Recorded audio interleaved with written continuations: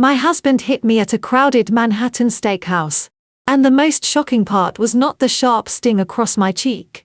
It was my mother-in-law leaning over her half-eaten plate to whisper 5 words that shattered my marriage forever. I stayed. So do not be me. My name is Riley. 33 years old. And up until that fateful Thursday evening, I thought I was simply the quiet wife of an ambitious tech startup CEO. What my husband Nolan did not realize was that my silence was never submission. It was a calculated investigation. Before I continue this story, let me know where you are watching from in the comments below. Hit like and subscribe if you have ever had to build a secret escape plan from a toxic family.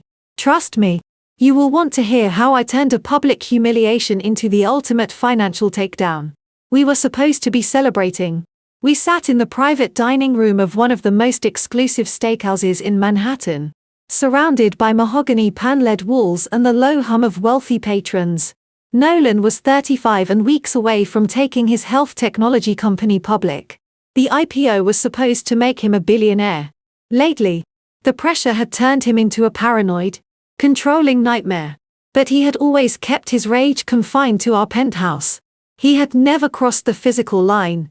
The table was a masterclass in toxic family dynamics. At the head sat my father-in-law, Richard, a man who worshipped money and optics above all else. Next to him was my mother-in-law, Beatrice, shrinking into her designer dress as she always did. Across from me sat my sister-in-law, Penelope, draped in diamonds her husband paid for sipping champagne and complaining about the service. Beside her was Jamal. Jamal was Penelope's husband, a brilliant and warm African-American creative director who was truly the only decent person in the entire family. Jamal was trying to lighten the suffocating mood. He launched into a hilarious story about a disastrous golf outing he had with some arrogant tech investors. His delivery was perfect. I could not help it. I let out a genuine loud laugh. It was the first time I had smiled all week. Nolan had been glaring at his phone, obsessing over an email from his legal team. My laughter seemed to snap something violent inside his brain.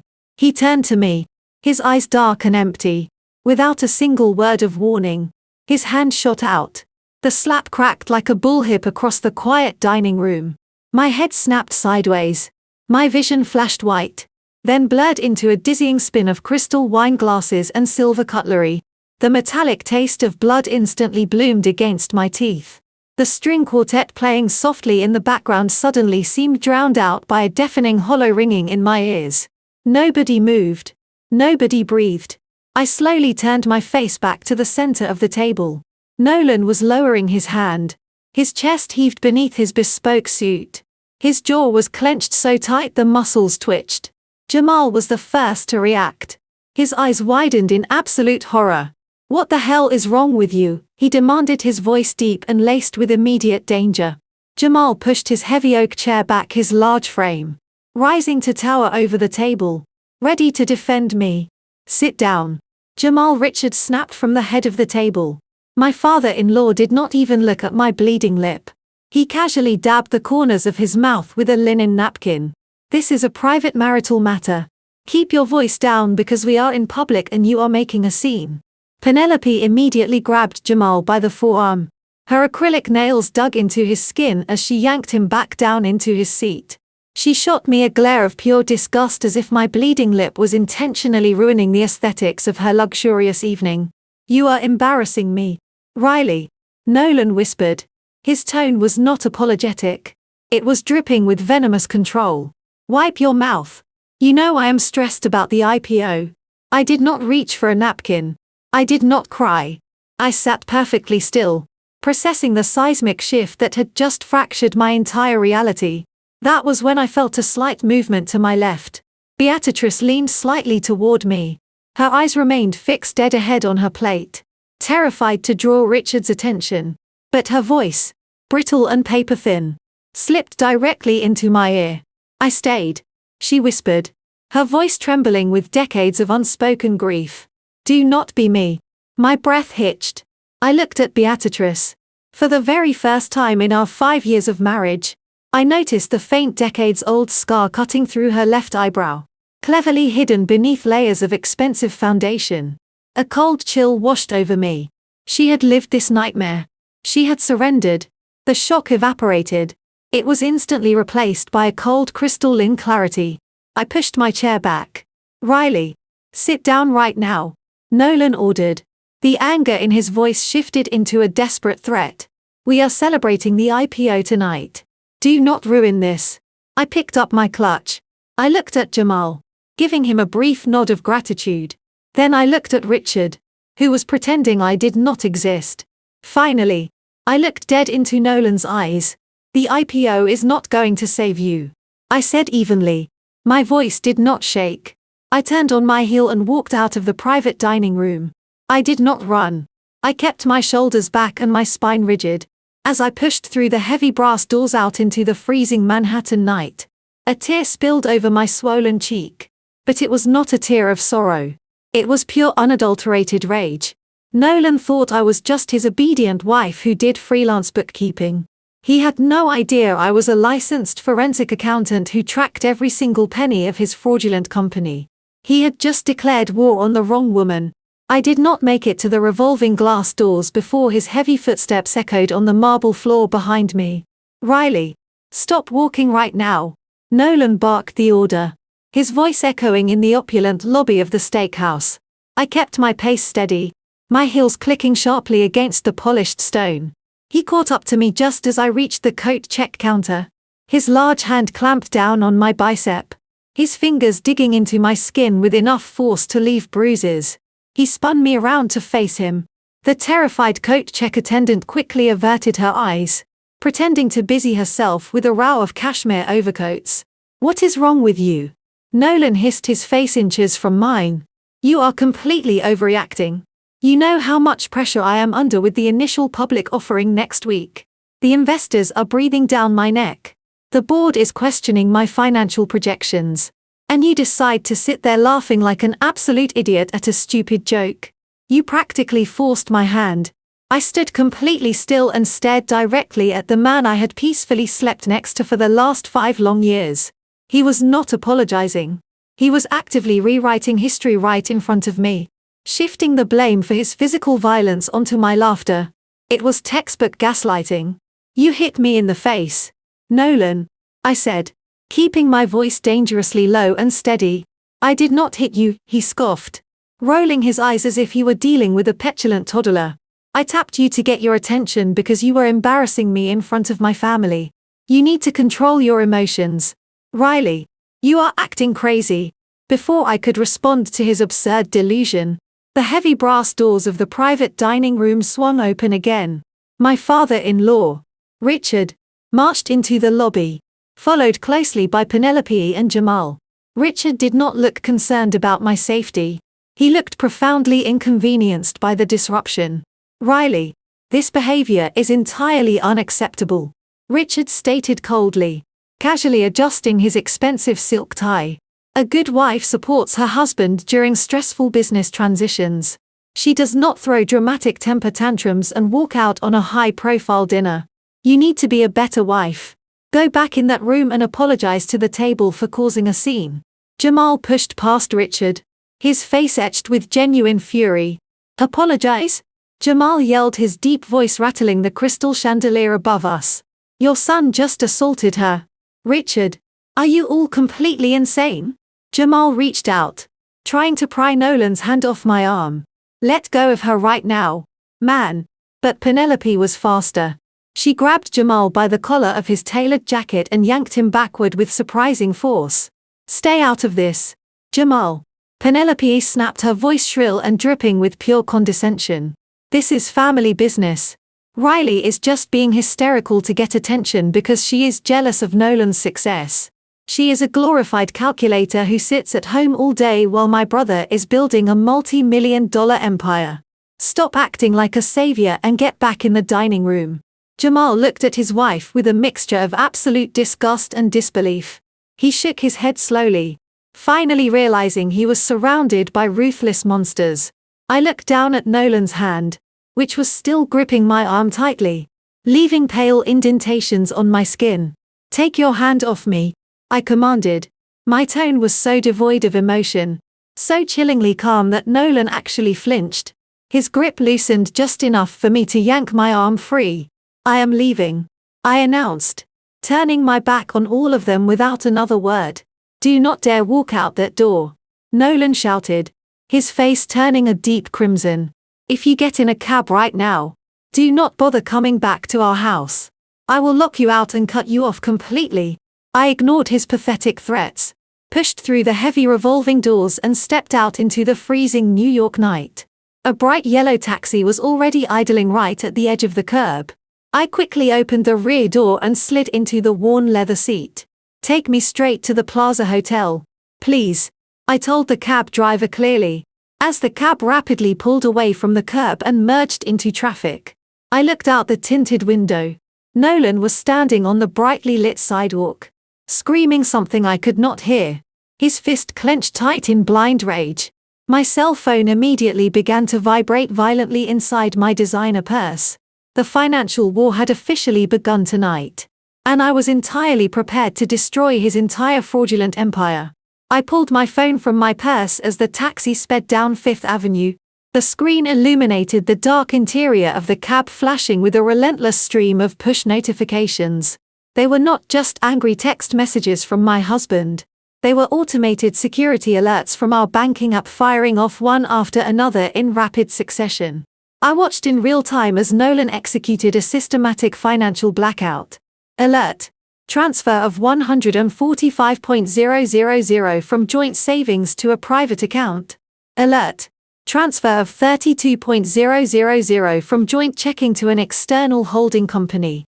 Alert: the credit limit on your Visa card has been reduced to 0. Alert: your primary debit card has been reported stolen and is permanently deactivated. Within 4 minutes, my legal access to the life we built together was completely erased. Then came the text messages. Nolan was typing furiously, his words dripping with the toxic arrogance of a man who believed he held all the power. "Did you really think you could walk out on me without consequences?" he wrote. "I own everything. The house, the cars, the bank accounts. You are just a guest in my life. Let us see how far your pride takes you when you cannot even buy a cup of coffee." I stared at the screen. I did not reply. That only enraged him further. Another text popped up instantly. "Turn the cab around right now. Come back. Get on your knees. And apologize to my father for embarrassing our family. If you do not, you will be sleeping on the streets tonight. I will make sure you have absolutely nothing left." He was deploying the textbook strategy of a financial abuser. Isolate, panic, and force submission through absolute dependency. He wanted me terrified. He wanted me crying in the back of this taxi, realizing I was destitute and begging for forgiveness. But he made one massive miscalculation. He forgot what I did for a living. By draining our joint assets without a court order, Nolan was legally documenting his own financial misconduct and sending the evidence directly to my phone. Every transfer alert was a nail in his coffin. The taxi pulled up to the grand entrance of the Plaza Hotel. I reached into the hidden zippered compartment of my clutch and pulled out a crisp 100 bill from my emergency cash stash. I handed it to the driver, told him to keep the change, and stepped into the biting winter air. Walking into the plaza was like stepping into another world. The lobby was a breathtaking display of polished marble, glittering chandeliers and massive arrangements of white lilies.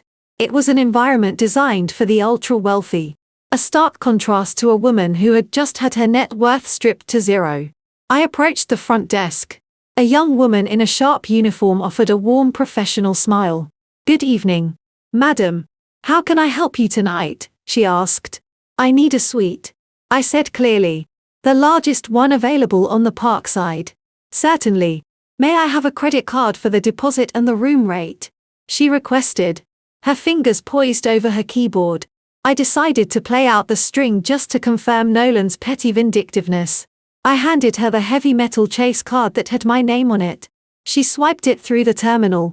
The machine immediately flashed a red light and beeped. "I am sorry, Mrs. Vance, but this card has been declined," she said, her voice dropping to a polite whisper. "Try this one," I said, handing her an American Express Platinum card. She swiped it. Another red light. Another sharp beep. The clerk looked at me with a mixture of sympathy and awkwardness. I am very sorry. This one is showing a code for a hard account freeze. Your bank has locked the accounts completely. Do you have another form of payment? Right at that exact second, my phone buzzed in my hand. It was a picture message from Nolan. He had sent a screenshot of our joint banking dashboard showing a balance of exactly 0. Below the image was a new text. The front desk just ran the cards. Did they not? I get the decline alerts on my phone. Riley, I know exactly where you are and what you are trying to do. It is over. You have no money. You have no power. You have 5 minutes to leave that lobby before I call hotel security and report you for credit card fraud. Come home crawling. I looked up from the threatening message. The desk clerk was waiting patiently, unsure of what to do with a battered woman whose credit cards were all bouncing. Nolan thought this was the moment I would break. He thought this was my absolute rock bottom. He had no idea I had not even begun to fight. I smiled warmly at the desk clerk, refusing to let Nolan's digital terrorism break my composure. Do not worry about those declined cards, I told her smoothly. My husband is currently attempting a hostile takeover of our joint assets. Let us try a different account entirely. I reached past the deactivated plastic and slipped my fingers into a discreet silk lining at the very bottom of my purse. I pulled out a heavy matte black card. It had no bank logo. No magnetic strip. Just an embedded chip and my maiden name. Riley Hayes. Etched in silver lettering.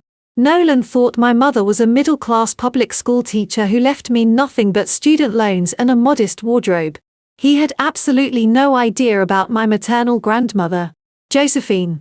Grandmother Josephine came from old Chicago money and she had recognized Nolan's narcissistic controlling tendencies the very first time I brought him home for Thanksgiving. Shortly before she passed away, she established an irrevocable generation-skipping trust strictly in my name, shielded by an offshore holding company. She handed me this black card and told me to hide it safely until the exact day I needed to buy my freedom. Tonight was that day. The clerk swiped the heavy metal card through her upgraded terminal. The machine did not beep with a rejection. Instead, it quietly printed a very long receipt. The transaction is approved. M. Hayes, the clerk said, her eyes widening slightly at whatever unlimited authorization code flashed on her screen.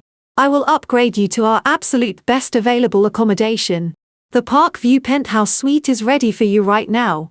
10 minutes later, I unlocked the massive double oak doors to the penthouse.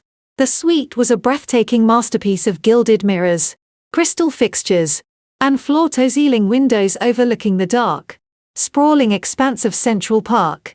I locked the deadbolt, fastened the heavy brass security chain, and finally let out a long, shuddering breath.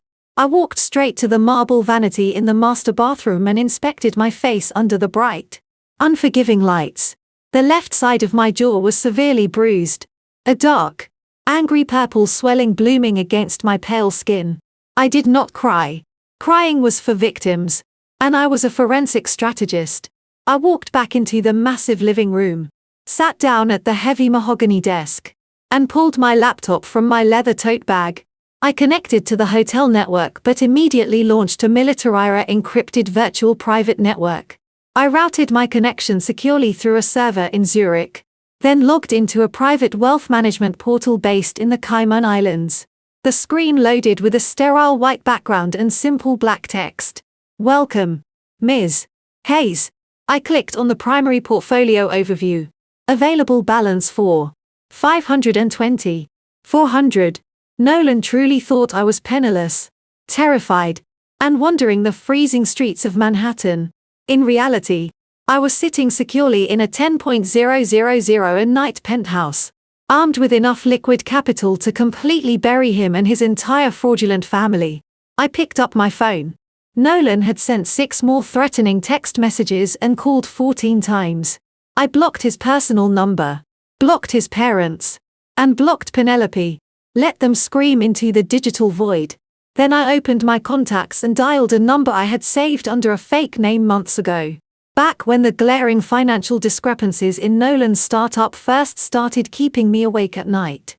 The line rang twice before a sharp, nonsense female voice answered immediately. Diana Rossini, Law Offices. The voice said. Diana Rossini was not a friendly family mediator. She was the most feared, ruthless divorce and financial litigation attorney in the entire state of New York. She charged $1,500 an hour and strictly took cases that involved complex asset division, hidden wealth, and corporate sabotage. Diana. It is Riley, I said, staring at my bruised reflection in the dark window pane. You were completely right about him. The financial abuse just turned physical. He hit me in public, locked all the joint accounts, and thinks he has left me with absolutely nothing. I heard the sharp scratching of a pen on paper over the phone line. Are you safe right now? Riley, Diana asked. Her tone was strictly business, which was exactly the cold logic I needed. I am safe at the plaza, I replied calmly. I used the offshore account. I have full unrestricted access to the trust fund. Good, Diana said smoothly. Nolan just made the biggest mistake of his arrogant life by draining the marital accounts without a court order. He just handed us a silver bullet for financial misconduct. And the physical assault gives us grounds for immediate emergency orders. I want you in my office at 8 o'clock sharp tomorrow morning. Bring your laptop. Bring all the forensic accounting files you have secretly compiled on his startup. And bring a clear photograph of your face. We are going to file for divorce. Secure a restraining order. And prepare the financial guillotine. I will be there. I promised. I ended the call and closed my laptop with a satisfying click. Nolan wanted a war. And he thought he was fighting a defenseless civilian. He was about to find out he had declared war on an apex predator. I did not sleep that night. I sat by the floor-to-ceiling windows of the Plaza penthouse, watching the sun slowly rise over Central Park. My bruised jaw throbbed with a dull ache, a physical reminder of the war that had just begun. At 6 o'clock in the morning, I opened my laptop to begin organizing the financial files for my meeting with Diana. Out of habit, I opened a new tab and checked my social media feeds. That was when I discovered Nolan had launched his preemptive strike. He was not just trying to isolate me financially.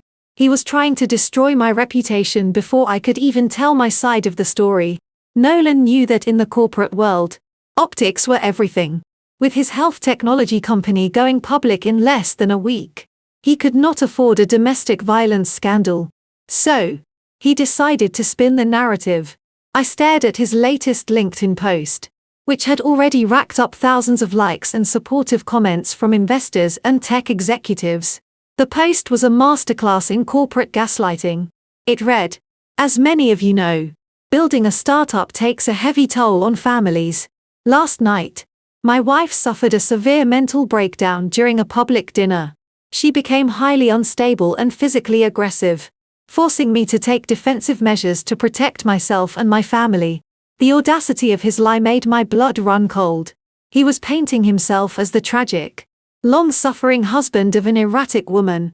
The post continued, "Mental health is a serious issue, and I am currently ensuring she gets the professional psychiatric help she desperately needs while we navigate this painful separation.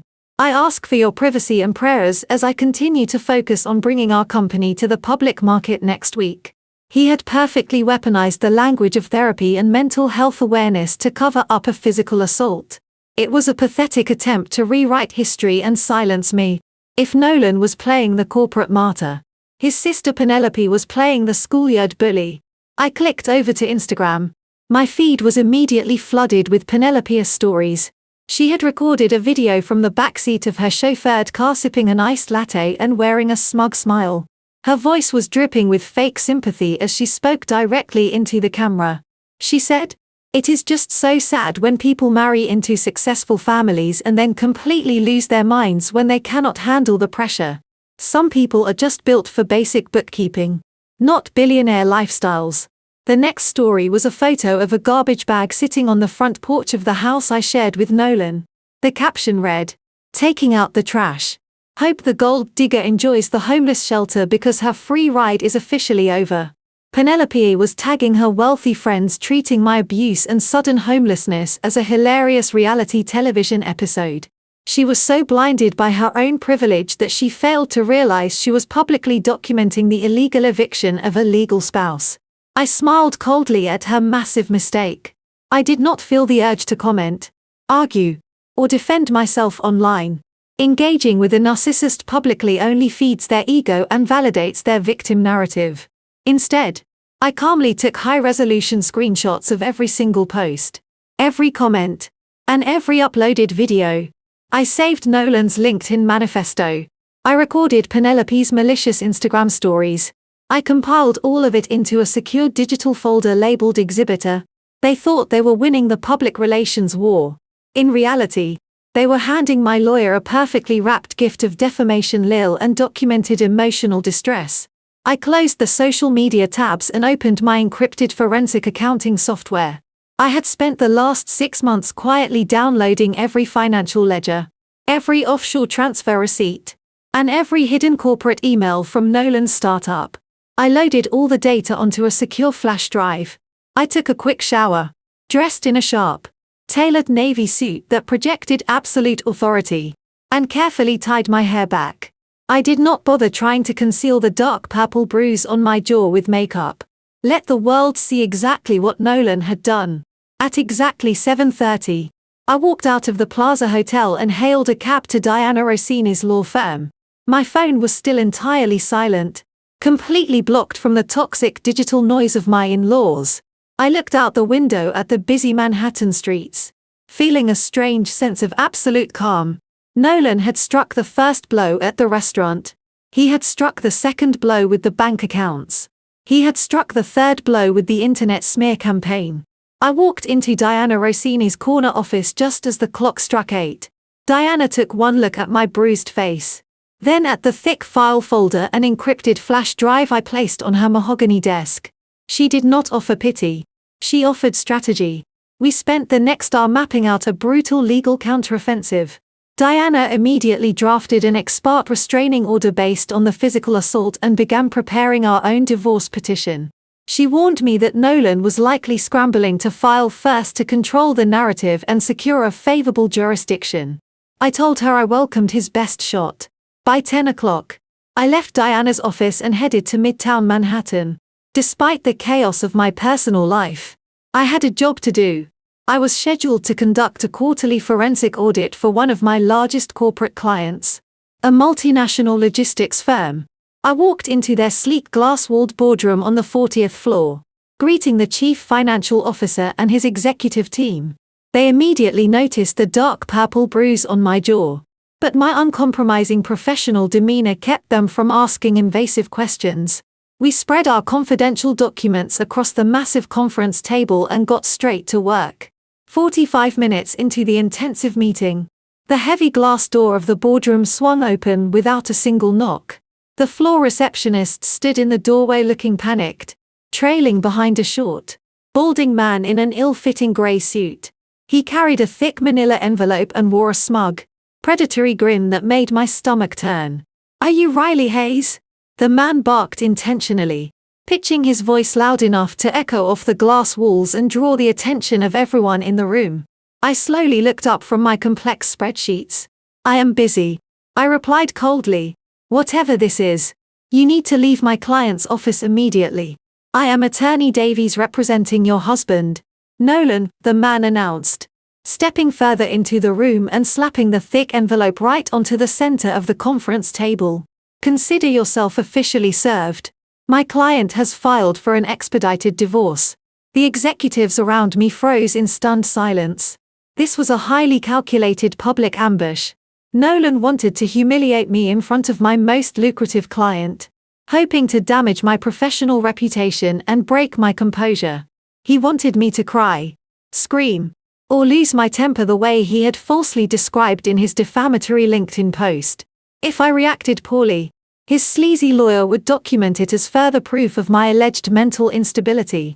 Instead, I calmly picked up the envelope, pulled out the legal documents, and began scanning the front page. "Mr. Davies puffed out his chest and decided to summarize the demands for the benefit of my shocked audience. "Let me save you the reading time," he sneered. "Nolan is seeking full and exclusive possession of the marital home. He is also requesting that all frozen joint accounts remain under his sole control to protect the assets from your documented erratic behavior. Furthermore, my client is formally requesting spousal support." The chief financial officer sitting next to me actually let out a small gasp of disbelief. I raised an eyebrow, keeping my eyes fixed on the ridiculous legal petition. "Spousal support."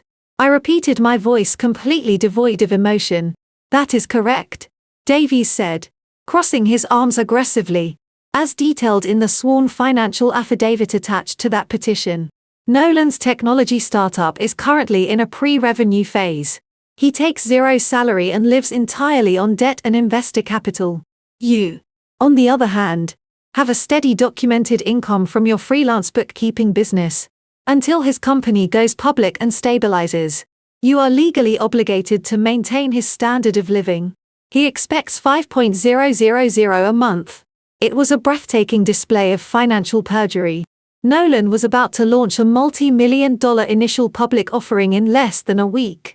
Yet, he had just signed a legally binding sworn document claiming he was essentially impoverished and required my modest income to survive. He thought his hidden offshore transfers and Cayman Island shadow accounts were completely untraceable. He believed he had successfully hidden millions of dollars from the family courts. By submitting this fake financial affidavit to a judge, he had just handed me the final piece of evidence I needed for federal fraud charges. I looked up from the papers and met Davies's arrogant gaze. I did not yell. I did not defend myself to my clients. I simply smiled. A cold, terrifying smile. "Please tell Nolan I received his petition," I said smoothly. "And please inform him that I am absolutely fascinated by his sworn financial affidavit. I look forward to discussing his pre-revenue status in front of a judge at tomorrow's mediation." Davies frowned, clearly unsettled by my complete lack of panic. He turned on his heel and marched out of the boardroom. I neatly stacked the divorce papers, placed them in my briefcase, and turned back to the chief financial officer. "My apologies for the interruption," I said without missing a beat. "Shall we return to the audit?" The following morning, the sky over Manhattan was a slate gray, threatening freezing rain. I walked into the downtown mediation center wearing a tailored charcoal suit that left my bruised jaw completely exposed. Diana Rossini walked beside me carrying a sleek leather briefcase that contained the financial ruin of my soon-to-be ex-husband. We were directed to a sterile windowless conference room that smelled faintly of stale coffee and anxiety. The mediator, a neutral third party named Mr. Harrison, was already sitting at the head of the heavy oak table. He greeted us politely and explained the ground rules for the session. He emphasized the importance of transparency and honesty in these proceedings. 5 minutes later, the heavy door opened. Nolan walked in, followed closely by his smarmy attorney, Davies. I had to suppress a cold laugh at my husband's wardrobe choice. The man who regularly dropped $5,000 on bespoke Italian suits was wearing an off-theric, slightly wrinkled navy blazer. He had clearly skipped his morning shave, leaving a shadow of stubble on his jaw to make himself look exhausted and distressed. He refused to make eye contact with me, keeping his head bowed as he took his seat on the opposite side of the table. It was a pathetic, highly calculated performance designed to sell his narrative of the abused, struggling spouse. Mr. Harrison cleared his throat and officially opened the mediation. He noted that the primary goal today was to establish temporary orders regarding housing, financial support and asset protection while the divorce proceeded through the legal system. Davies immediately took control of the conversation. He stood up, adjusted his tie, and began weaving a completely fabricated tale of woe. "Mr. Harrison, my client, is currently going through an incredibly traumatic period," Davies said, his voice dripping with rehearsed sympathy. "As you may know, Nolan is the founder of a promising but highly volatile health technology startup. Building this company has drained his personal resources completely. He takes no salary.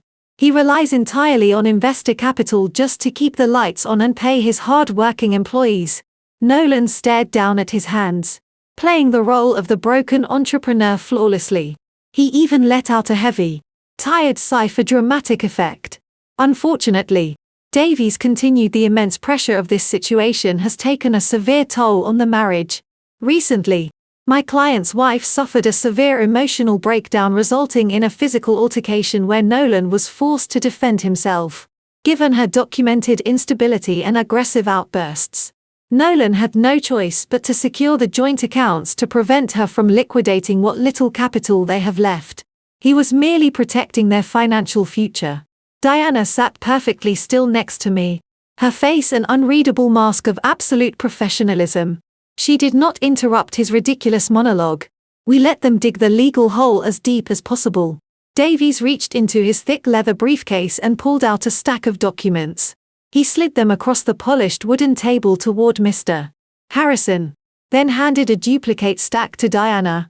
These are the sworn financial affidavit and the last 6 months of bank statements for both Nolan's personal accounts and his startup, Davies stated proudly. As you can clearly see, my client has a negative net worth. His credit cards are maxed out. The business accounts show a severe cash flow deficit. He is essentially living on borrowed time and borrowed money to keep his dream alive. I looked down at the documents Diana placed in front of me. I did not even need a calculator to dismantle his lies. I could spot the fabricated numbers instantly. The ledgers Davies had just submitted under penalty of perjury were meticulously altered. They showed massive operating expenses and phantom vendor payments that I knew for a fact did not exist. Nolan had completely scrubbed the multi-million-dollar venture capital injections that were quietly sitting in offshore holding accounts. He had erased any trace of his actual wealth. Because of this dire financial reality, Davies concluded, we are requesting that Nolan retain exclusive use of the marital residence so he has a stable environment to prepare for his upcoming initial public offering. Furthermore, since Ms.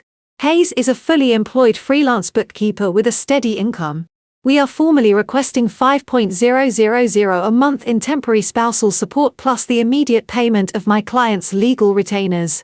The sheer audacity of the demand was almost impressive. Nolan was days away from becoming a billionaire. Yet, he was sitting in a mediation room legally demanding that I pay his lawyer and fund his lifestyle with my paycheck. He wanted to bleed me dry just to prove he held absolute power over my life. Mr. Harrison adjusted his glasses and looked over the falsified bank statements. He sighed deeply, turning to my side of the table with a grave expression. Miss Rosini, he said gently, these financials do present a very challenging picture for your client. How do you respond to the request for spousal support and exclusive housing? Diana did not immediately answer. She turned her head slightly and looked directly at me. I gave her a single sharp nod. The trap was fully set. Nolan had just committed federal perjury in front of a court-appointed official. It was time to introduce him to the real Riley Hayes. I leaned forward, resting my forearms on the heavy oak table. Mr. Harrison, I began, my voice perfectly measured. I do not agree to the request for temporary spousal support, nor do I agree to vacate my own home. I reject the premise of Mr. Davies' presentation. Davies scoffed loudly. Mrs. Hayes, this is not a casual negotiation based on your feelings. We have provided sworn documents that prove my client is under severe economic distress. I ignored the attorney. Mr. Harrison, there is a fundamental misunderstanding regarding my profession. My husband repeatedly refers to me as a freelance bookkeeper. He genuinely believes I spend my days categorizing small business receipts and balancing simple checkbooks. I reached down, picked up my leather briefcase, and placed it squarely on the table. The metallic click of the brass latches sounded exactly like the cocking of a loaded weapon. I am not a bookkeeper, I stated clearly. I am a certified public accountant in New York. I am also a licensed forensic accountant and a certified fraud examiner. My actual job is to dissect complex corporate financial structures, identify money laundering schemes, and testify as an expert witness in federal court cases involving corporate embezzlement. Nolan let out a nervous laugh. He looked at his lawyer with a dismissive smirk. What on earth are you talking about? Riley, you do taxes for local bakeries. I pulled out a stack of documents twice as thick as the one Davies had presented. I slid the master copy to Mr. Harrison and tossed a duplicate file directly in front of Nolan. I do taxes for multinational logistics firms and investigate venture capital fraud. I corrected him. Color slowly drained from his face. And for the past 6 months, my primary investigative subject has been your health technology startup. Mr. Harrison opened the heavy folder. The first page was an executive summary I had meticulously prepared, complete with data flowcharts and offshore routing numbers. If you look at page 4, I continued adopting the authoritative tone I used when briefing federal agents. You will see a forensic breakdown of the bank statements Mr. Davies just submitted under oath. My husband claims his company is pre-revenue and bleeding cash. That is entirely false. His startup recently received a massive round of Series B funding from private investors. Davies slapped his hand on the table. This is absolutely outrageous. You cannot just invent financial fantasies to avoid paying support. I turned my cold gaze to the attorney. Mr. Davies, I strongly suggest you stop speaking before you formally implicate yourself in your client's federal crimes. The venture capital money did not vanish into operating expenses. It was systematically diverted between March and October. I explained to the mediator Nolan established a series of phantom vendor accounts. He created fake invoices for proprietary software consulting that never actually occurred. He then wired those funds out of the primary business account to intentionally make the company look impoverished prior to filing for divorce. Nolan was no longer laughing. He gripped the edge of the table so hard his knuckles were stark white. His jaw clenched tight. His fake stubble suddenly made him look legitimately terrified. Where exactly did the money go? Mr. Harrison asked. His professional neutrality had slipped into genuine shock. If you turn to page 12, I instructed politely, you will find the certified wire transfer receipts. The funds were routed through an anonymous shell company registered in Delaware. From there, they were moved directly into an offshore holding account based in the Cayman Islands. An account solely controlled by my husband. The total amount he has illegally siphoned from his own investors and attempted to hide from this marital estate is exactly $300,000. The silence in the room was absolute. Davies stared blankly at the documents in front of him, his mouth slightly open. He was a ruthless divorce lawyer. But he was not an idiot. He knew exactly what federal wire fraud looked like. And he realized his client had just used him to submit perjured documents to a court-appointed official. You illegally accessed my private company servers. Nolan suddenly yelled, his voice cracking with panic. He pointed a trembling finger across the table. That is corporate espionage. You are going to federal prison. I smiled warmly, enjoying his complete unraveling. Actually, Nolan, you gave me the administrative passwords 2 years ago when you begged me to help streamline your payroll taxes. You simply forgot to revoke my access. As your legal spouse, accessing financial records on a shared home network to verify marital assets is entirely legal. You hiding $2.3 million while filing a sworn affidavit claiming poverty, however, is a direct felony. Nolan stared at me, the remaining color draining completely from his face. His mouth opened and closed silently. The arrogant, untouchable tech executive was entirely gone, replaced by a terrified man who suddenly realized he was standing on a trapdoor. He looked wildly at his attorney, silently, begging for a legal lifeline to pull him out of the massive crater he had just dug for himself. Attorney Davies did not offer one. He scrambled out of his chair with such frantic energy that it tipped backward and crashed loudly onto the floor. Mr. Harrison, I demand you stop taking notes immediately, Davies shouted, waving his hands frantically at the mediator. I formally request that this entire session be struck from the official record. We are suspending this mediation right now. I need to confer with my client in private. Davies was sweating profusely. Submitting fabricated financial affidavit to a court-appointed mediator was not just a simple administrative mistake. It was a fast track to being permanently disbarred. And Davies knew I had just handed him the radioactive evidence. He began frantically sweeping his documents into his leather briefcase. desperate to erase the fact that he had ever presented them. You cannot strike perjury from the record just because you got caught, Diana Rossini said smoothly, not even bothering to look up from her legal notepad. The documents are already formally filed. You signed them, Mr. Davies. Your client swore to them under penalty of perjury. The federal fraud is already in motion, and trying to hide it now only adds obstruction of justice to the growing list of charges. Shut up. Nolan snapped, his voice trembling with a toxic mixture of rage and sheer panic. He pointed a shaking finger at me across the heavy oak table. You think you are so incredibly smart, Riley? You think you can just print out some fake spreadsheets and ruin my initial public offering?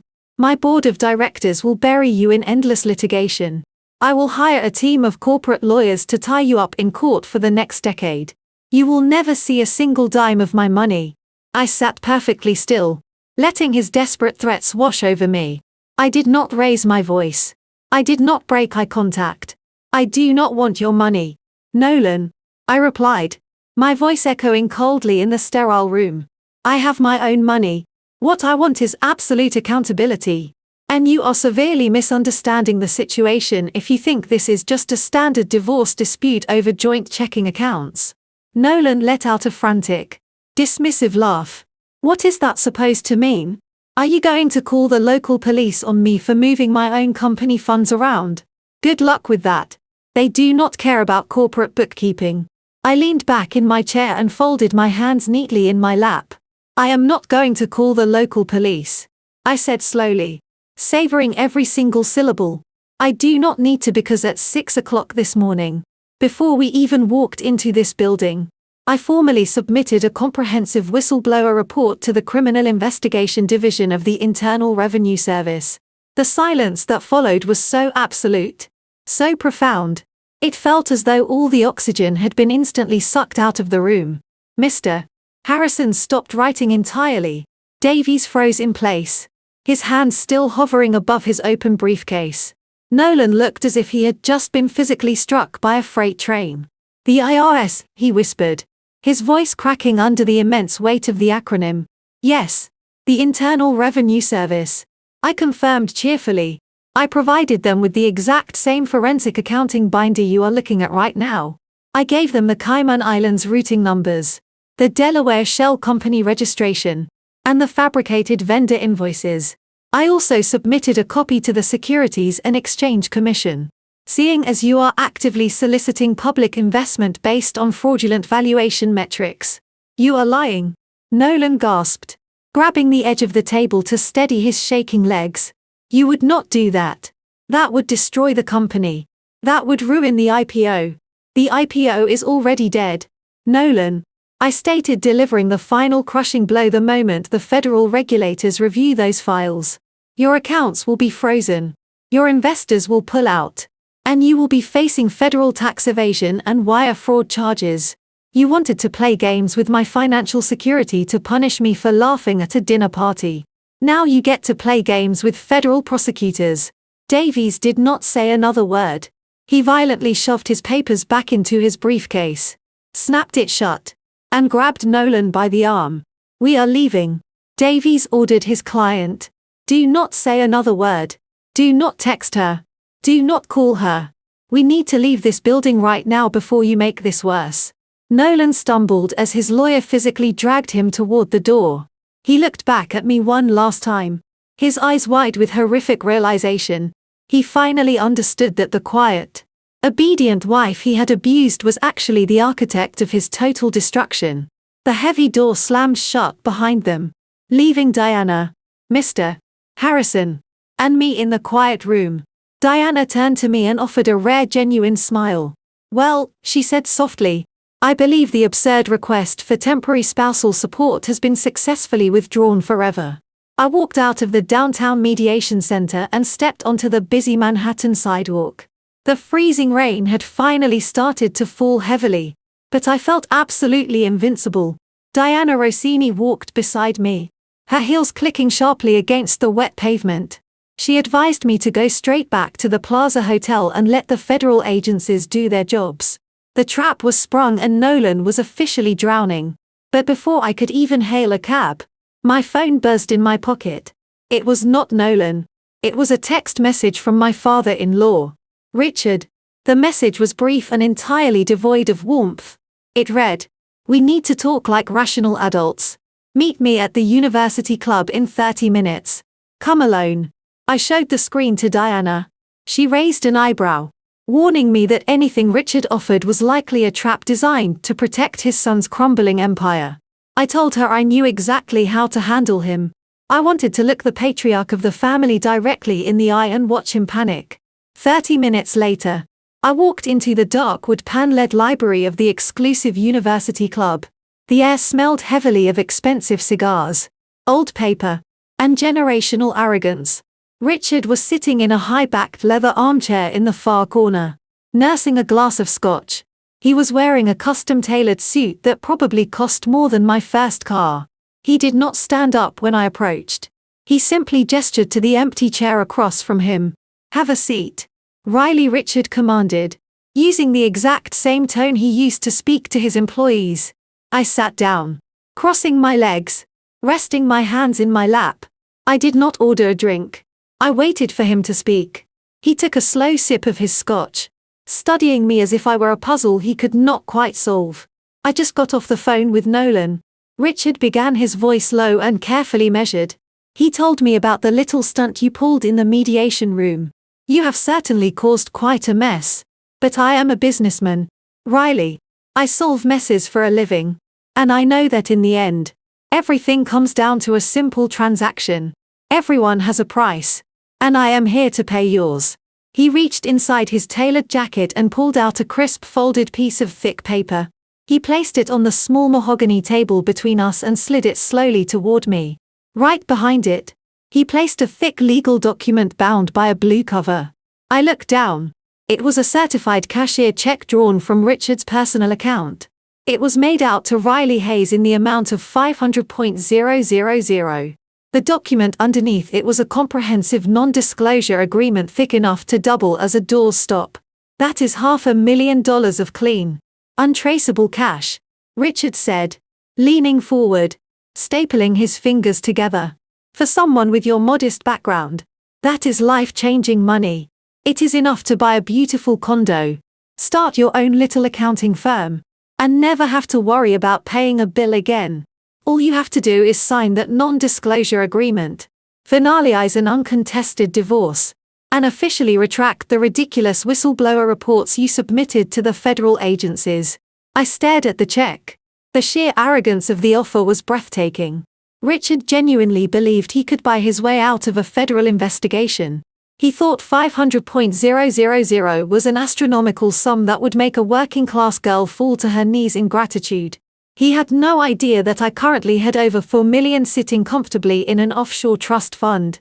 He had no idea that his bribe was not just illegal. It was downright insulting. "You want me to commit obstruction of justice for $500,000? I asked, my voice perfectly calm. "Retracting a legitimate federal fraud report is a crime. Richard, you are asking me to risk my own freedom to save your son from the consequences of his own theft."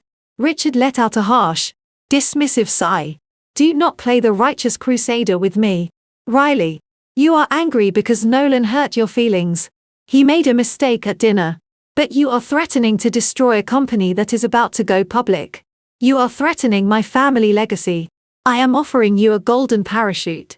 Take the money, sign the paper, and walk away quietly before you force me to get ugly. Because if you refuse this generous exit package, I promise you I will make sure you regret it for the rest of your life." I did not blink. I did not flinch. I sat perfectly still in the oversized leather chair and looked at the man who had raised a monster. "What exactly does getting ugly look like, Richard?" I asked. "I want to make sure I fully understand the exact terms of this little arrangement before I make a decision." Richard took another slow sip of his scotch, the ice clinking softly against the heavy crystal glass. "It looks like the complete and total destruction of your professional life," he stated matter-of-factly as if he were discussing the weather. "You are very proud of your little forensic accounting career.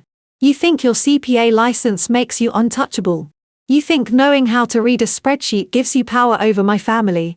But you seem to forget who you are dealing with. I do not just play golf at this club. Riley. I sit on the board of directors for 3 of the largest financial institutions in New York. I regularly have dinner with the head of the State Board of Accountancy. I have the personal cell phone numbers of the chief executive officers you currently work for. He leaned forward, his face hardening into a mask of pure unadulterated malice. If you do not sign that non-disclosure agreement and formally call off the federal dogs by 5 o'clock today, I will make a few phone calls. By tomorrow morning, an anonymous but highly credible ethics complaint will be filed against your professional license. I will personally ensure the State Board launches a full investigation into your auditing practices. I will tell them you used your position to illegally access my son's private corporate servers and manufacture false financial documents out of spite over a bitter divorce. I listened carefully as he laid out his master plan. It was textbook corporate extortion delivered with the practiced ease of a man who had ruined countless lives before mine. And it will not stop there. Richard continued, his voice dropping to a dangerous growly whisper. I will call the executives at that logistics firm you love so much. I will inform them that their trusted accountant is currently under active investigation for corporate espionage and data theft. They will fire you before you even sit down for lunch. Every single client you have will drop you the second they hear the rumors. Your reputation in the financial sector will be permanently radioactive. No reputable firm in this entire country will ever hire you to balance a petty cash drawer, let alone conduct a forensic audit.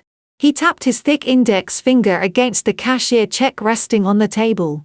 So, you have a very simple choice to make right now.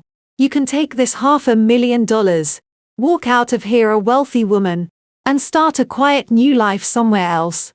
Or you can be stubborn and I will personally see to it that you lose your license, your career, and every ounce of credibility you have ever built. You will be completely bankrupted by legal fees trying to defend yourself against the ethics board. I will crush you so thoroughly that you will wish you had never met my son. Richard leaned back in his chair, looking incredibly satisfied with his speech. He genuinely believed he had backed me into an inescapable corner. He was a man who was used to intimidating people with his massive influence and bottomless bank accounts. He expected me to reach for the pen, sign the document with trembling hands and take the money in total defeat. Instead, I reached out and placed my index finger on the edge of the cashier check. I slowly slid it back across the polished mahogany table until it rested directly in front of him. I do not negotiate with criminals. Richard, I said quietly. His smug expression faltered for a fraction of a second. You are making a massive mistake. You arrogant little girl, he hissed, his face suddenly flushing with hot anger. I am offering you the absolute only lifeline you are going to get. You do not have a lifeline to offer, I replied, standing up slowly from the leather chair and looking down at him. You are threatening to ruin a career that I built with my own hands. Go ahead and make your phone calls. Call the State Board. Call my clients. Tell them whatever lies you want to tell them. Because by the time your golf buddies at the accounting board even open your fabricated ethics complaint, the Securities and Exchange Commission will have already frozen all of your personal assets. Richard gripped the arms of his chair tightly. What on earth are you talking about? He demanded. Did you really think I only investigated Nolan?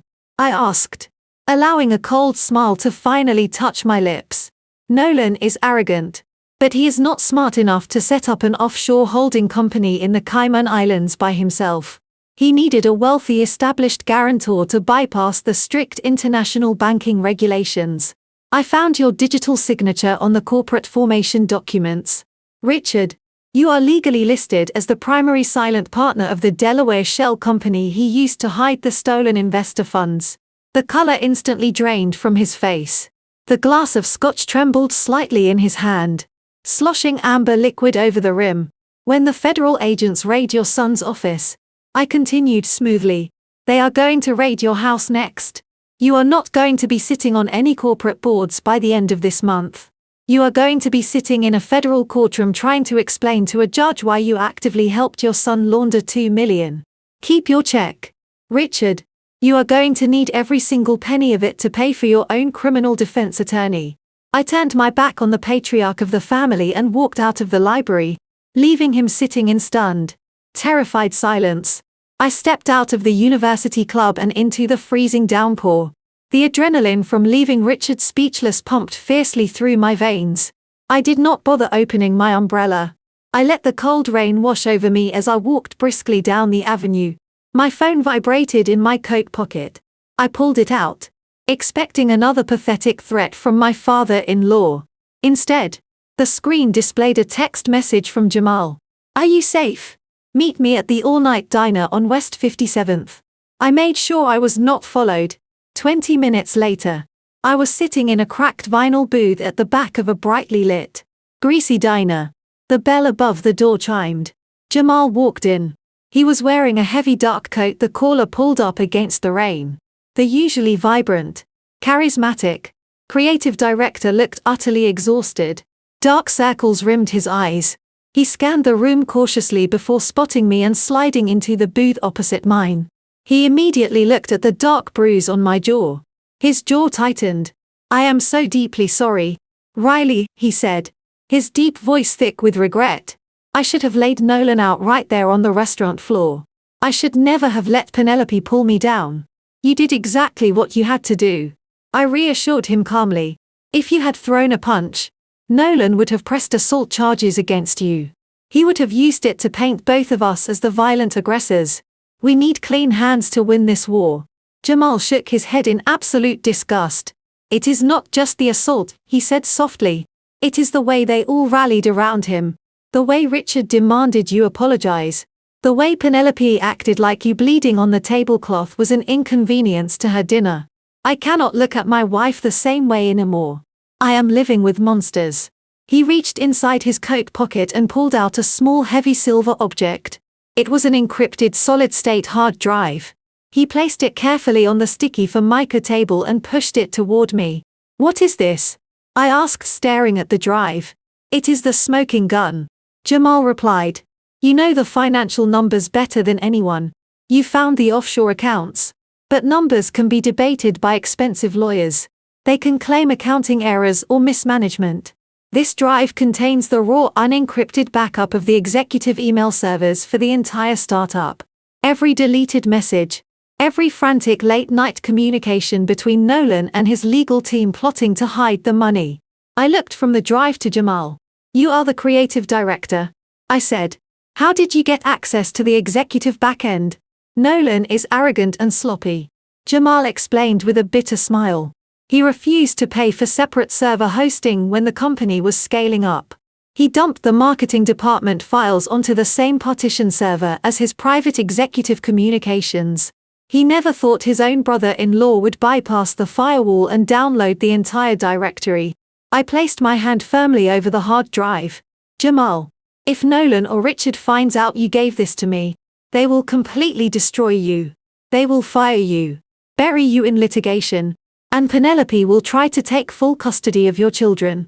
You are risking your entire life by sitting in this booth with me. I am risking my soul if I stay with them," Jamal countered fiercely. "I have a daughter, Riley. If I stand by and help a man cover up domestic violence and federal fraud, what kind of father am I? What kind of man am I?" The whistleblower report you triggered this morning set the entire family into a complete panic. Nolan came back from mediation throwing furniture against the wall. Richard is frantically calling his offshore bankers. But they still think they can purge the digital evidence before the federal agents arrive with a warrant. They do not know I already cloned it. I slipped the silver drive into my purse, feeling the immense weight of the weapon he had just handed me. "This changes everything," I told him. "With this, I can prove malicious intent. I can prove active conspiracy." Jamal leaned back against the vinyl booth, running a tired hand over his face. "You can prove a lot more than that," he said, his voice dropping to a heavy whisper. "When I downloaded the server, I ran a keyword search just to make sure the files were intact. I ended up reading things I was never supposed to see." He looked me directly in the eye, and the pain in his expression was unmistakable. "You need to look at the folders marked for the marketing budget, Riley, because Nolan and Richard are not the only ones stealing from the company. Penelope is in on it, too." Jamal's words hung in the stale diner air. heavy with the weight of absolute betrayal. I pulled my laptop out of my leather tote bag and pushed my half-empty coffee cup to the side. I plugged the encrypted hard drive into the USB port. My fingers flew across the keyboard, bypassing the basic security protocols Nolan had lazily installed. Jamal watched in silence as the master directory of the health technology startup illuminated the screen. I opened the folder labeled Marketing and Public Relations. Penelope was not an official employee of the company, but Nolan had appointed her as a freelance brand consultant to justify giving her a corporate credit card. I ran a quick comparative analysis against the company's general ledger. It did not take a forensic expert to spot the glaring anomalies. The numbers practically screamed from the screen. The marketing budget was bleeding cash at an astonishing rate. I clicked on a subfolder titled Influencer Outreach and Promotional Events. Inside were dozens of digital receipts and expense reports. I opened the first one. It was a $50,000 invoice for a private event space rental in Miami, complete with catering and a celebrity DJ. That was not a corporate event, Jamal said, his voice thick with disgust, leaning over the table to look at the screen. That was her 30th birthday party. She told me her parents paid for it. She lied right to my face. I opened another receipt. $12,000 at a boutique in Paris categorized as wardrobe styling for promotional video shoots. $5,000 at Cardia listed as executive client gifting. $18,000 for a first-class flight to Dubai buried under the category of international market research. Penelope was not just using the corporate account for a few lavish dinners. She was systematically treating her brother's pre-revenue startup like a limitless personal piggy bank. She was buying Hermes bags, custom jewelry, and 5-star vacations, then falsifying the expense reports to make them look like legitimate business costs. It was textbook corporate embezzlement, and Nolan was rubber-stamping every single one of her fraudulent invoices to keep her quiet about his own offshore transfers. But the true horror of her greed was not the designer clothes or the luxury trips. It was the human cost hidden in the internal communications folder. I opened a separate window displaying the emails from the human resources and payroll departments. Just 2 weeks ago, the payroll manager had sent a frantic, highly confidential email directly to Nolan. The subject line read, "Urgent missing funds for employee salaries." The manager pleaded with Nolan, explaining that 40 junior developers and administrative staff members had not received their paychecks for the month. These were young professionals living in New York City struggling to pay rent, buy groceries, and cover their student loans. One employee had even sent an email begging for a partial advance to pay for his child's asthma medication. Nolan replied to that desperate email with a callous, dismissive tone. He told the payroll manager that the company was facing temporary liquidity issues and that the employees needed to show loyalty and wait until the initial public offering was finalized. He essentially told them to starve for the sake of his corporate vision. I looked back at Penelope's expense sheet. On the exact same day Nolan told his staff he could not afford to pay them, he approved a $25,000 corporate transfer to cover Penelope's week-long stay at a luxury wellness retreat in Switzerland. They let their own employees default on their rent so Penelope could get hot stone massages in the Alps. Jamal whispered, rubbing his temples in disbelief. I knew she was spoiled. Riley. I knew she was entitled. But I never imagined she was capable of this level of sheer cruelty. How do I look my daughter in the eye knowing her mother is a criminal who steals from working-class people just to buy another handbag? You do exactly what you are doing right now, Jamal. I told him, closing the laptop and pulling the hard drive free. You stand on the right side of the line. You gave me the evidence to stop them. When the federal agents freeze the company assets, Penelope is going to face severe criminal charges for embezzlement and wire fraud. She is looking at real prison time. Jamal nodded slowly, his expression hardening into absolute resolve. I will file for full custody of our daughter the second the indictments come down, he stated firmly. I am not letting that toxic family poison her mind. I promised Jamal I would provide him with a sanitized copy of the financial files to use in his custody battle. We finished our cold coffee and walked out of the diner into the freezing rain. We went our separate ways. both fully aware that the nuclear bomb we had just armed was ticking down fast. I returned to the Plaza Hotel, completely exhausted, but fueled by righteous anger. I thought I had uncovered the absolute bottom of the family's depravity. But as I walked into my penthouse suite and locked the heavy doors, my phone began to ring. It was past midnight. The caller ID flashed a name I never expected to see. It was Beatrice, my mother-in-law.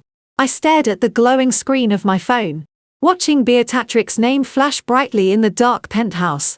My mother-in-law had never called me this late. In fact, she rarely called me at all, usually letting Richard dictate every single piece of family communication. I swiped the screen and pressed the phone to my ear. Before I could even say a word, I heard the sound of ragged, heavy sobbing on the other end of the line. "Riley, are you safe right now?" Beatrice asked. Her voice was trembling so violently I could barely make out the words. "I am completely safe." "Beatrice, what is going on?"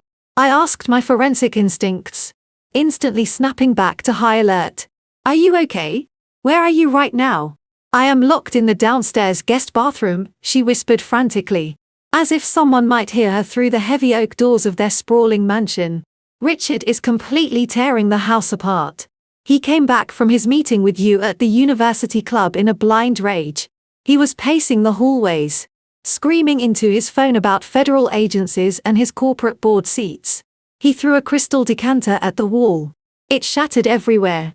It was just like the old days." I closed my eyes, remembering the faint jagged scar I had noticed on her eyebrow at the restaurant. "Beatrix, did he hurt you tonight?" I asked firmly. "If he laid a hand on you, you need to call the police right now. I will send a private car for you." "No, he did not hit me tonight," she cried softly. "But he hit me before, Riley. He hit me so many times when the children were young. The scar on my face was from a night he lost a major real estate deal and took his anger out on me. I told everyone I tripped and fell down the stairs. I stayed because I had no money of my own. And I thought keeping the family together was the right thing to do. I thought I was protecting Nolan and Penelope by keeping a roof over their heads." Her voice broke into a heartbreaking sob. "But I did not protect them at all. I created monsters. I watched Nolan hit you at that restaurant and I saw my husband's eyes looking back at me through my own son. When you stood up and walked out, you did what I was too terrified to do 30 years ago. You broke the cycle of abuse. That is why I had to call you tonight. I cannot let them destroy you the way they destroyed my spirit. Take a deep breath, Beatrice," I said gently. "You do not owe them your loyalty anymore. Tell me what is happening over there. They are moving the timeline." Beatrice warned, her tone shifting from deep sorrow to sheer panic. "After Richard finished tearing apart the study, he called Nolan. They know about the whistleblower reports you filed with the government. They know the federal agents are going to start freezing their accounts as soon as the bureaucracy processes the paperwork. So they are not waiting for next week. They are forcing the initial public offering through early." My mind raced. "That is impossible." I said. "The regulatory filings require mandatory waiting periods. They cannot just change an IPO date on a whim." Richard called his closest friends at the underwriting bank, Beatrice explained, her voice dropping even lower. "He leveraged every single favor he had and threatened to pull his personal investment accounts. They are pushing the public launch to this Friday. They are going to ring the opening bell in exactly 48 hours. The sheer audacity of the move hit me like a physical blow. It was a desperate, incredibly illegal gamble. But I understood their twisted financial logic instantly. If Nolan could launch the company on the public market and secure hundreds of millions in retail investor cash before the Securities and Exchange Commission formally initiated their freeze, he could bury the discrepancies. He could launder the stolen $2 million back into the operating accounts under the guise of post-IPO liquid capital, effectively washing the dirty money clean. By the time the regulators combed through the ledgers, the fraudulent venture capital transfers would be hidden beneath an avalanche of legitimate public trading volume. He would be a billionaire fully insulated by expensive corporate lawyers and Wall Street lobbyists. "Riley, you have to stop him," Beatrice pleaded.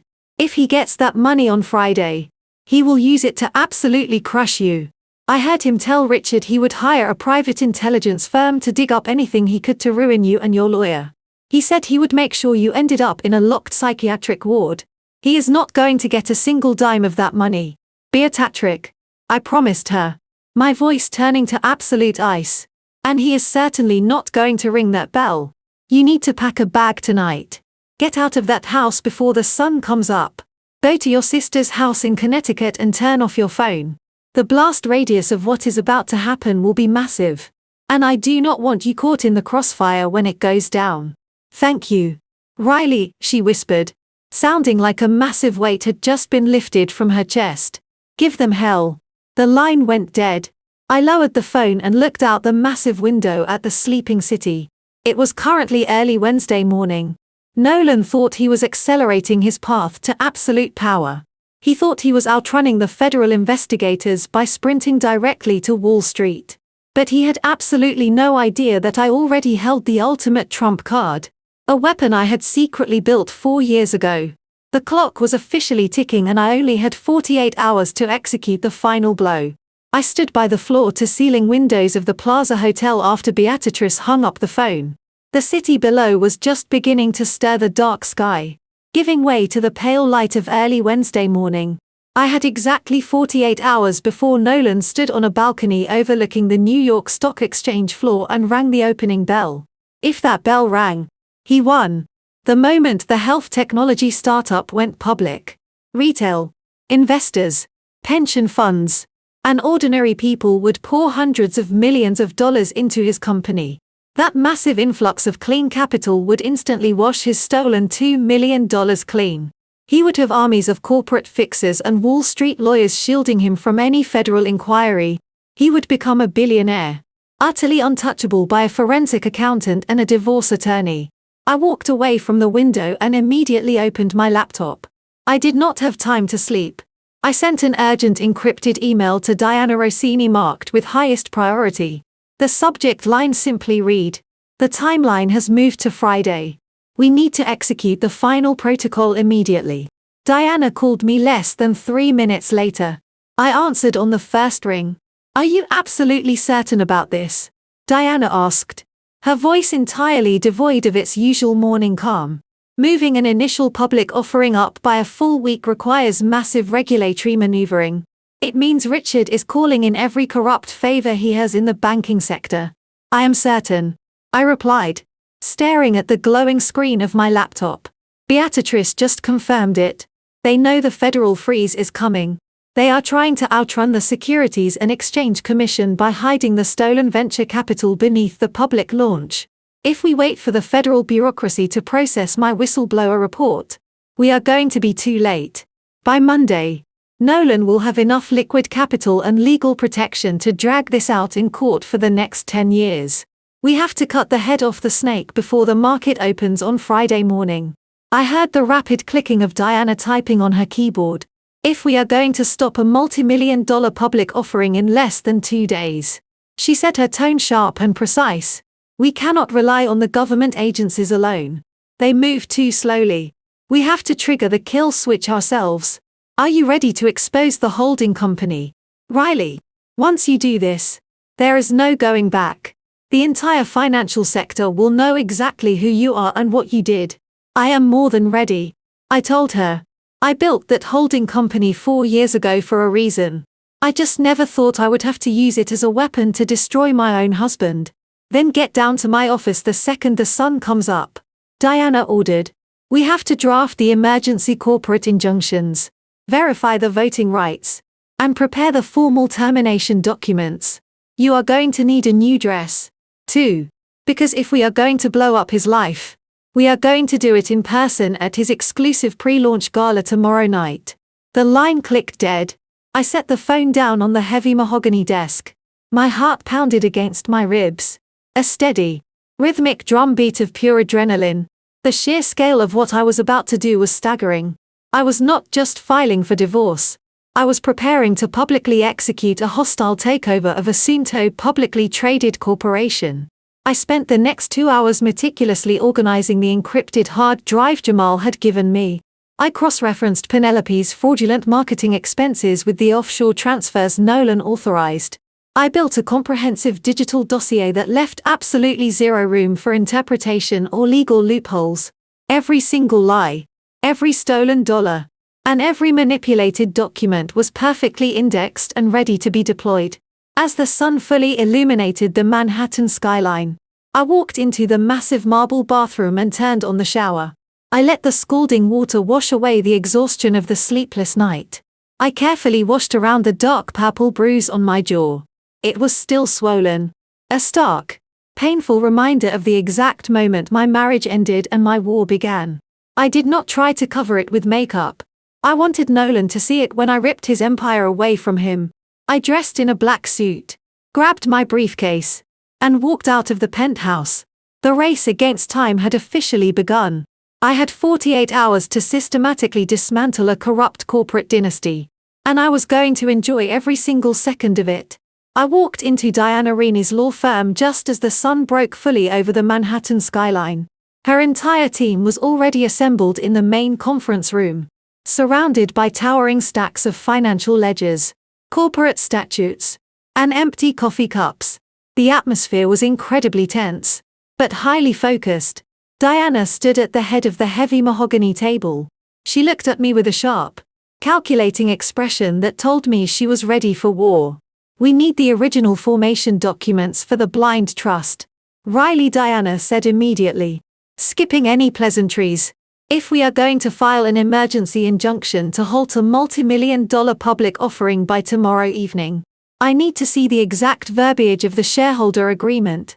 I need to know exactly how much leverage you actually hold over this company." I opened my briefcase and pulled out a single heavily sealed manila envelope. I had kept this envelope hidden in a secure safe deposit box for 4 long years, waiting for the day I might need it. I placed it on the glass table and slid it directly toward her. Diana broke the wax seal and began reading the thick stack of legal paperwork. As her eyes scanned the pages, I allowed myself to remember exactly why I had created this corporate weapon in the first place. 4 years ago, Nolan was not the arrogant, untouchable executive he pretended to be today. His health technology startup was on the brink of absolute bankruptcy. His initial seed money had completely dried up, and prominent venture capitalists were literally laughing him out of their boardrooms.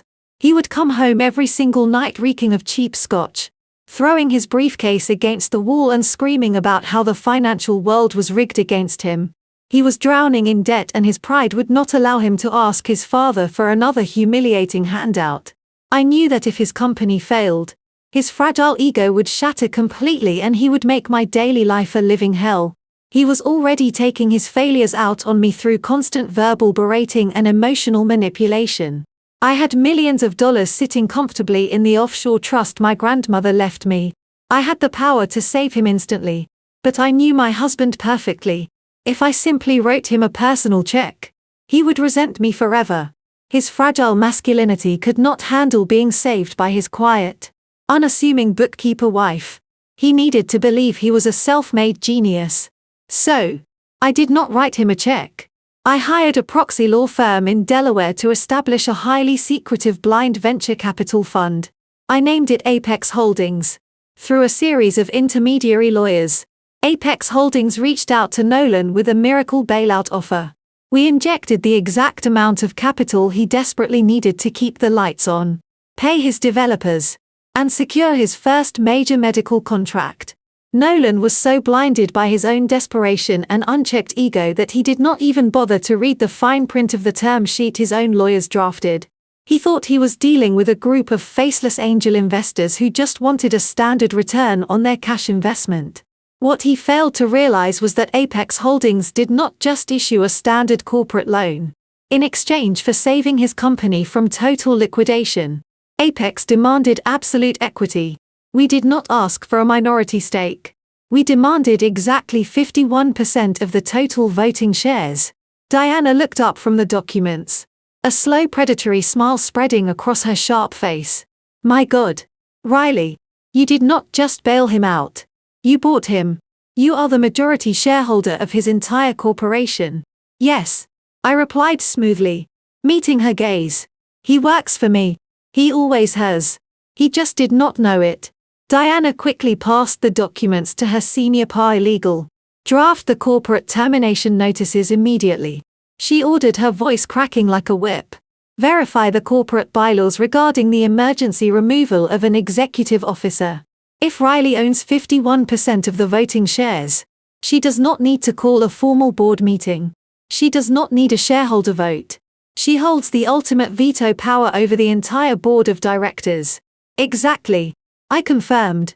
As the majority shareholder, I have the unilateral authority to fire the chief executive officer for gross financial misconduct.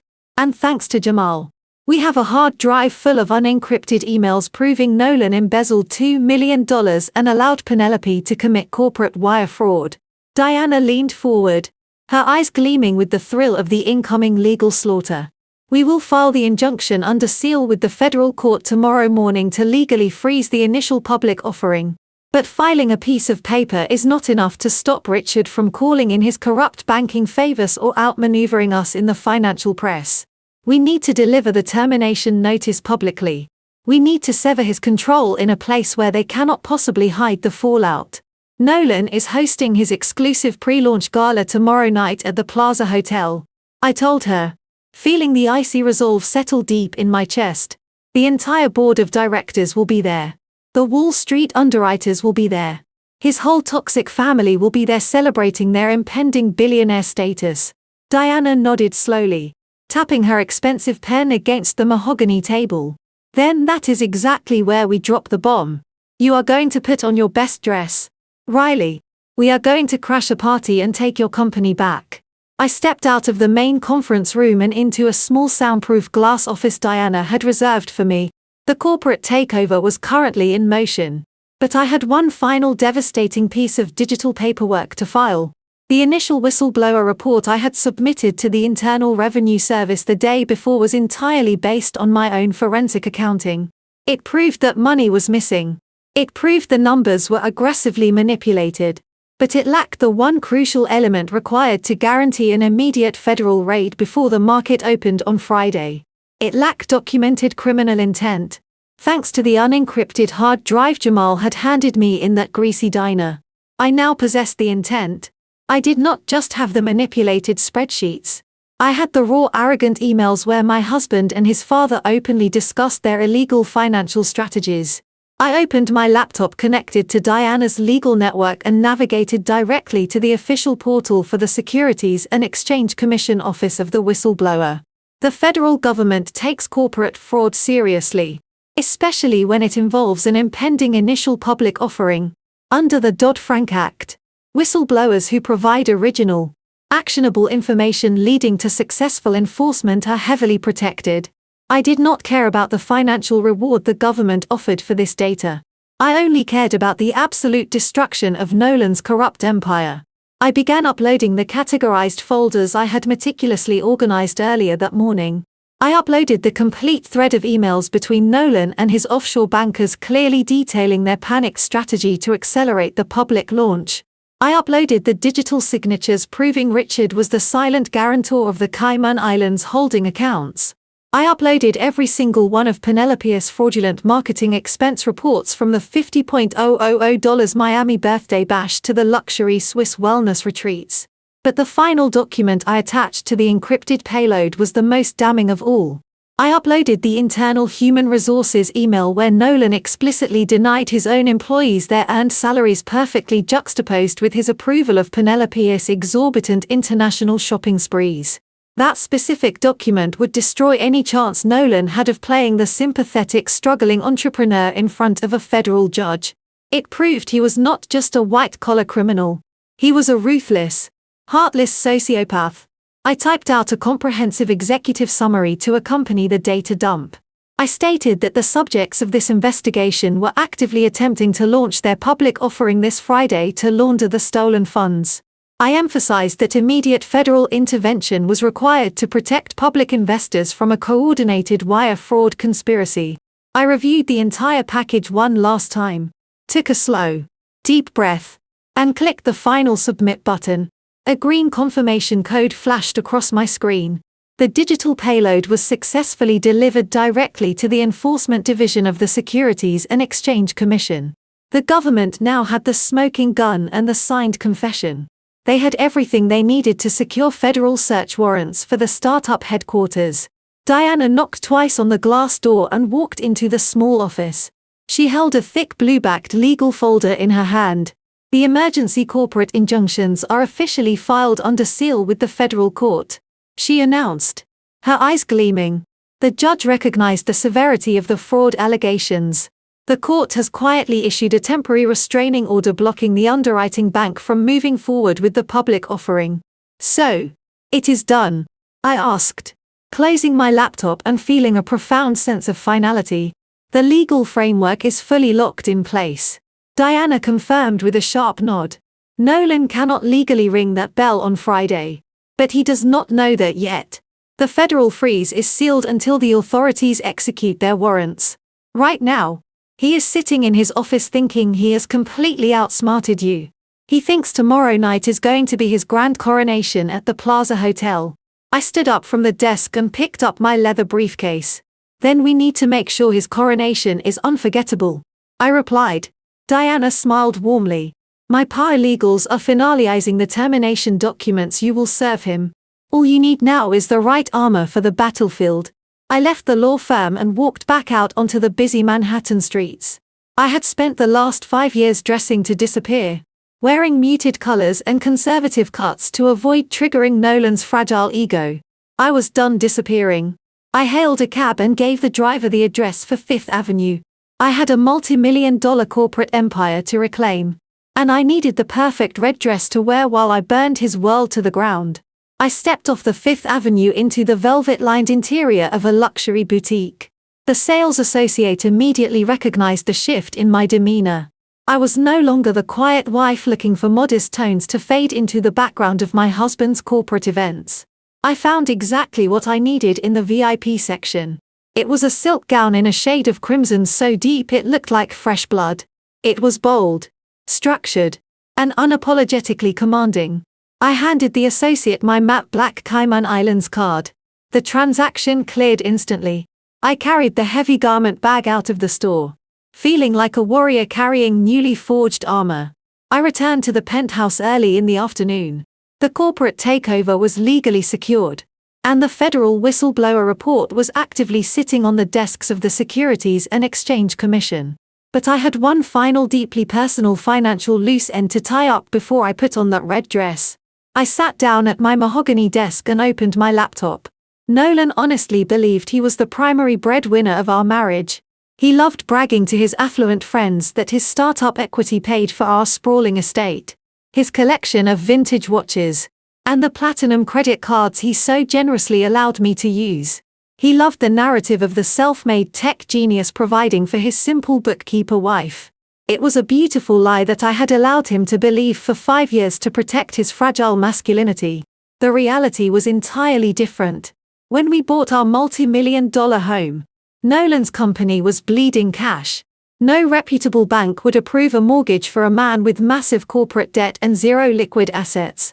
To save him the humiliation of being rejected by lenders, I had quietly used my grandmother's offshore trust fund to act as the primary guarantor for the mortgage. I did the same thing for his luxury car leases and his high-limit personal credit lines. I underwrote his entire extravagant lifestyle using my hidden wealth, allowing the banks to put his name on the front of the accounts while my trust fund silently absorbed all the actual financial risk in the background. When Nolan viciously locked our joint checking accounts and cancelled my supplementary cards at the restaurant, he thought he was cutting off my access to his money. He had no idea he was merely playing with the petty cash. I logged into my encrypted private wealth management portal and navigated to the Guarantor Services tab. A long list of Nolan's personal accounts appeared on the screen. The mortgage, the Platinum American Express, the lease on his Porsche, the credit line he used to buy his bespoke Italian suits. Every single one of them was tethered directly to my trust. I did not feel a single ounce of pity as I moved my cursor over the master control panel. I clicked the button labeled Revoke Guarantor Status. A warning prompt flashed on the screen advising me that removing the financial backing would trigger immediate default protocols on all associated credit lines. The banks would instantly freeze the accounts and demand full repayment of the outstanding balances within 24 hours. I clicked confirm. The digital severing was instantaneous. I watched the status bars change from active to suspended in real time. I was pulling the financial rug right out from under his custom leather shoes. Less than an hour later, my phone buzzed on the desk. I had unblocked Nolan's number just to monitor his inevitable panic. The first text message popped up on the screen. It was not a threat this time. It was a question wrapped in sudden jarring confusion. "Why did my card just decline at the country club?" he asked. 2 minutes later, another message arrived, the tone growing noticeably more frantic. "The bank just called me. They said the mortgage guarantor withdrew and the house is going into default. Riley, what did you do to the accounts? Answer me right now."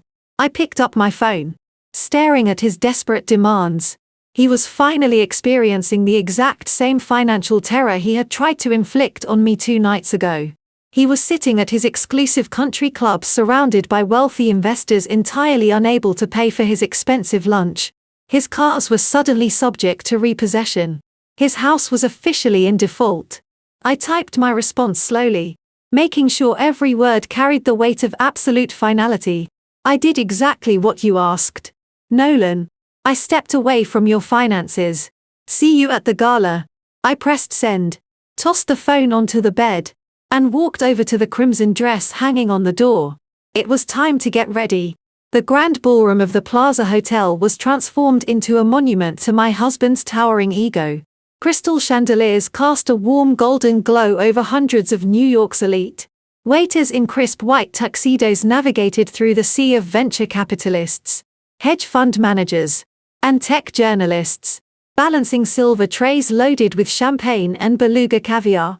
An enormous digital banner stretched across the main stage, proudly displaying the health technology startup logo alongside the words, "A new era of innovation. Tomorrow morning." Nolan stood near the center of the room, flanked by his father, Richard, and a group of prominent Wall Street underwriters.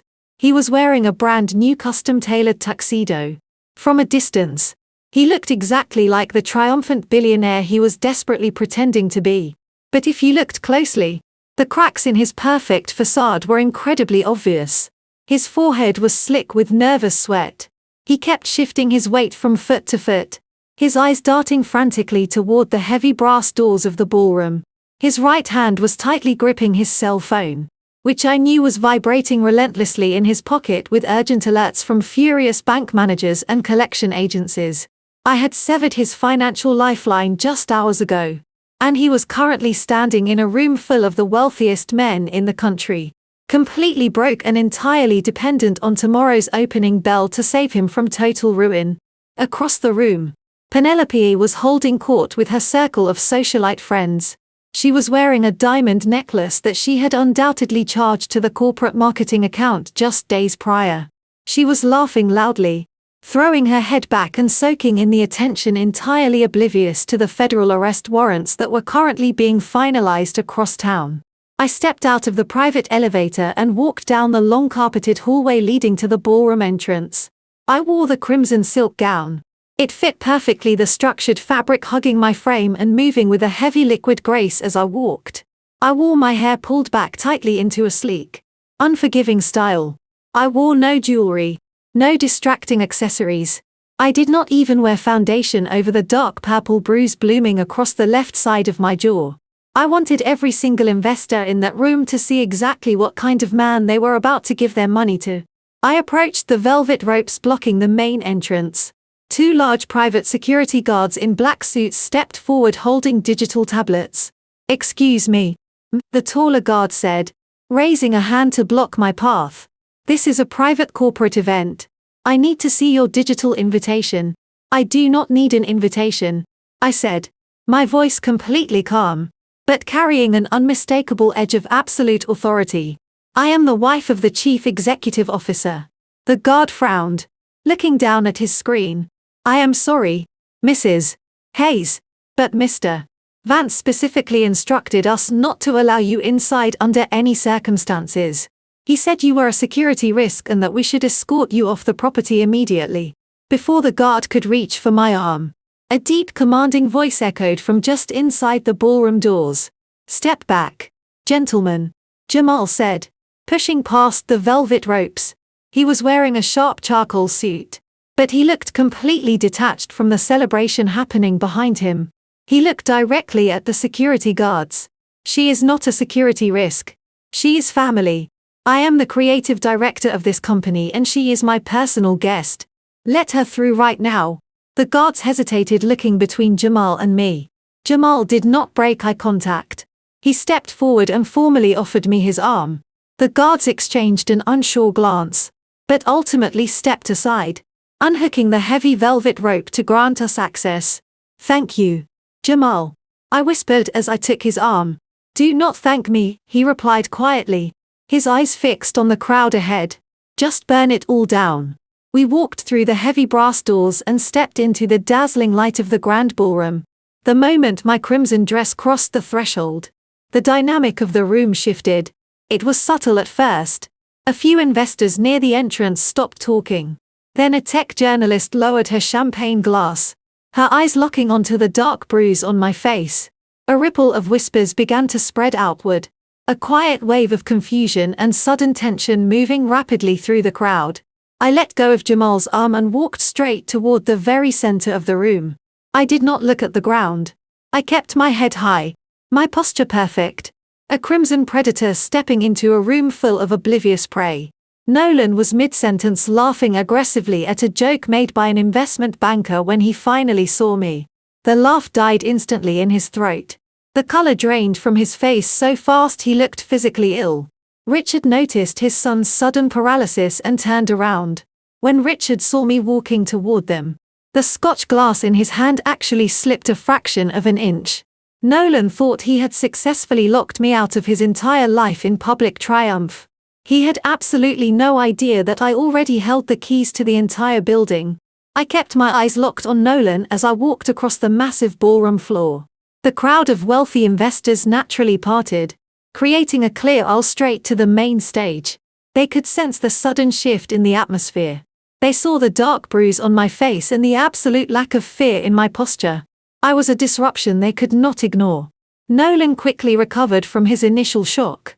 His survival instincts immediately kicked in. He snapped his fingers and pointed directly at me, signaling his private security team. 3 large men wearing earpieces detached themselves from the perimeter and moved quickly to intercept me before I could reach the velvet-lined steps. "You need to come with us right now," the lead guard said, stepping into my path and reaching out to grab my arm. Before his hand could even brush the silk of my dress, Jamal materialized out of the crowd. He stepped squarely between me and the massive security guard, shielding me completely. "Stand down," Jamal ordered, his deep voice carrying the undeniable weight of an executive director. "Mr.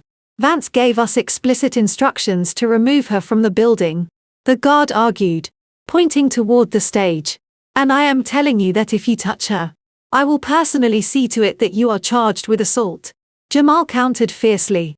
"I am a senior executive of this company. She is authorized to be here. Do not get involved in a corporate dispute that is above your pay grade. Step aside right now." The guards hesitated. They were hired muscle, not corporate lawyers. They did not want to be caught in the middle of a corporate civil war. They slowly backed away. Penelope rushed forward from the crowd, her diamond necklace glittering under the bright chandeliers. Her face was twisted in pure fury.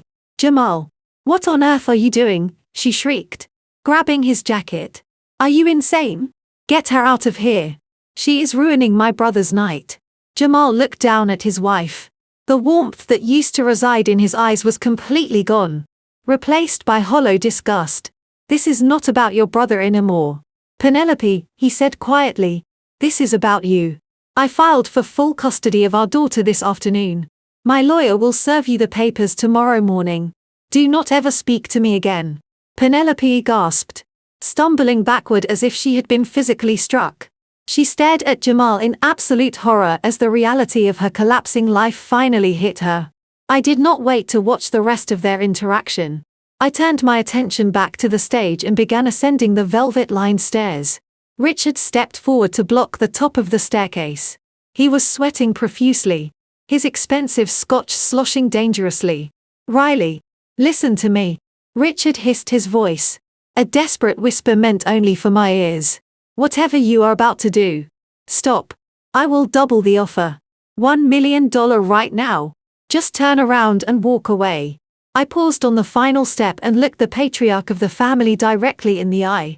"I told you, Richard," I replied smoothly. "Keep your money. You are going to need it to pay for your federal bail hearings." I stepped around him and walked directly onto the brightly lit stage. Nolan was completely trapped. He was standing in front of a microphone broadcasting to hundreds of powerful financial figures. He could not throw a tantrum. He could not strike me the way he had at the restaurant. He was fully exposed under the bright stage lights, forced to maintain the illusion of absolute control in front of his investors. He quickly plastered a fake strained smile on his face and grabbed the microphone tighter. "Ladies and gentlemen," Nolan announced, his voice echoing in the massive room. "It appears we have a surprise guest tonight. My lovely wife Riley has decided to join us. As many of you know, she has been going through a difficult time regarding her mental health. But we always support family here." He took a step closer and tried to put his arm around my waist to play the role of the supportive husband for the audience. I did not flinch. I did not pull away. I simply reached out with unwavering confidence and took the heavy silver microphone directly out of his trembling hand. "Thank you for the introduction, Nolan," I said, my voice projecting crystal clear through the ballroom speakers, commanding the immediate attention of every single person in the massive room. "But I am not here to support you. I am here to formally relieve you of your duties." A collective gasp rippled across the grand ballroom. The silence that followed was so thick you could feel the pressure of it pressing against the crystal chandeliers. Nolan froze, his hand still hovering in the empty space where the microphone had been just a second before. His perfectly practiced sympathetic smile shattered into a look of absolute panic. He darted a quick, desperate glance toward the investors in the front row, then stepped aggressively toward me, dropping his voice to a vicious whisper that he thought the crowd could not hear. "Have you lost your absolute mind?" he hissed, reaching out to grab my wrist. "Give me the microphone right now and get off my stage before I have you arrested." I easily sidestepped his grasp. I did not lower the microphone. Instead, I brought it closer to my mouth, broadcasting his pathetic threats to every single billionaire hedge fund manager and tech journalist in the room. "Please do not touch me, Nolan," I commanded, my voice echoing off the gilded walls. "And please do not speak to the majority shareholder of this corporation with such profound disrespect."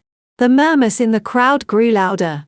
Some of the underwriters exchanged confused, irritated glances.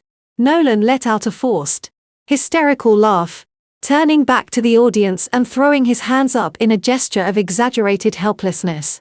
"Ladies and gentlemen, please forgive my wife," Nolan said, projecting his voice without the microphone.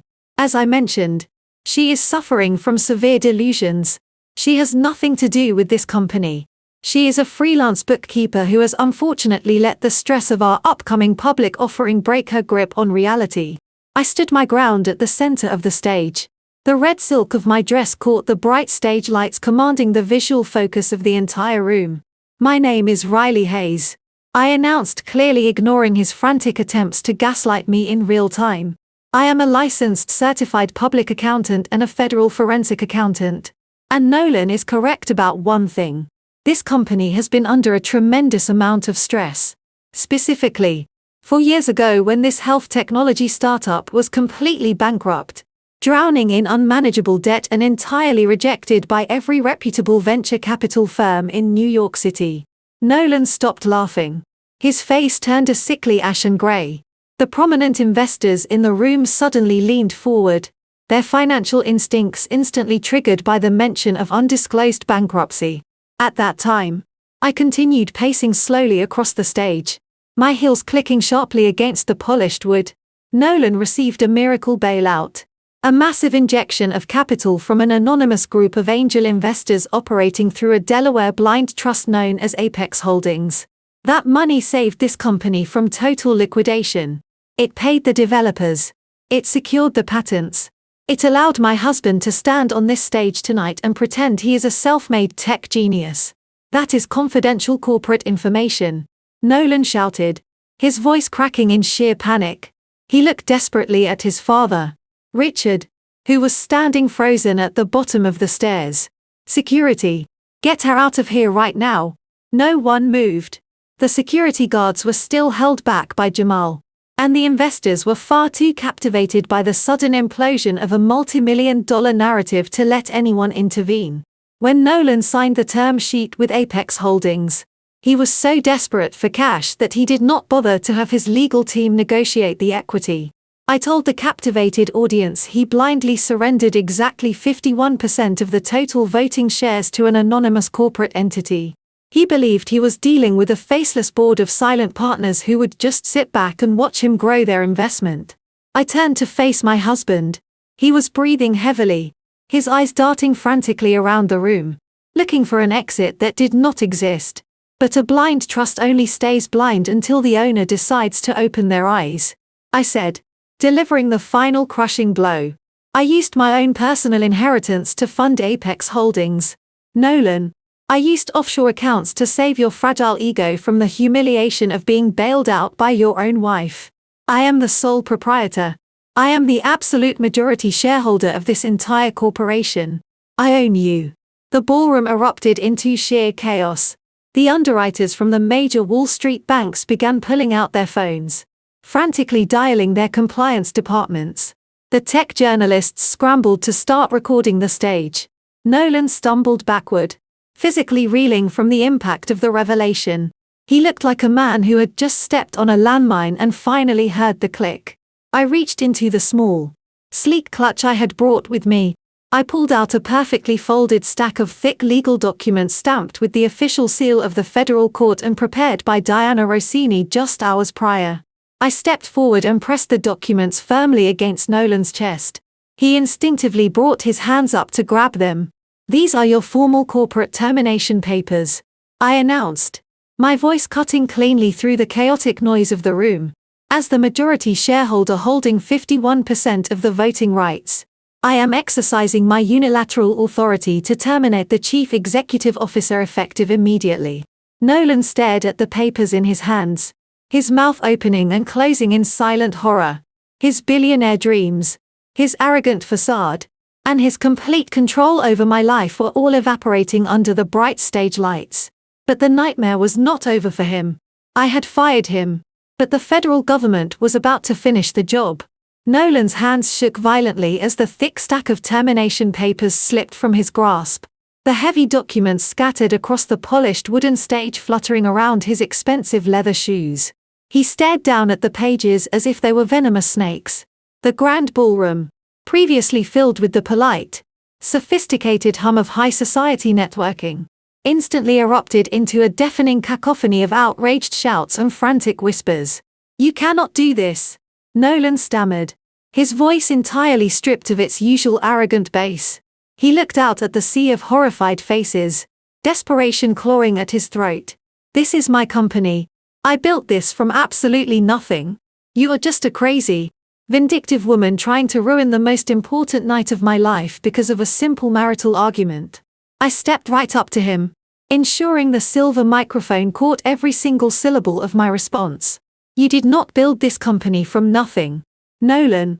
You built it on a foundation of stolen capital," I declared, my voice echoing like thunder across the room.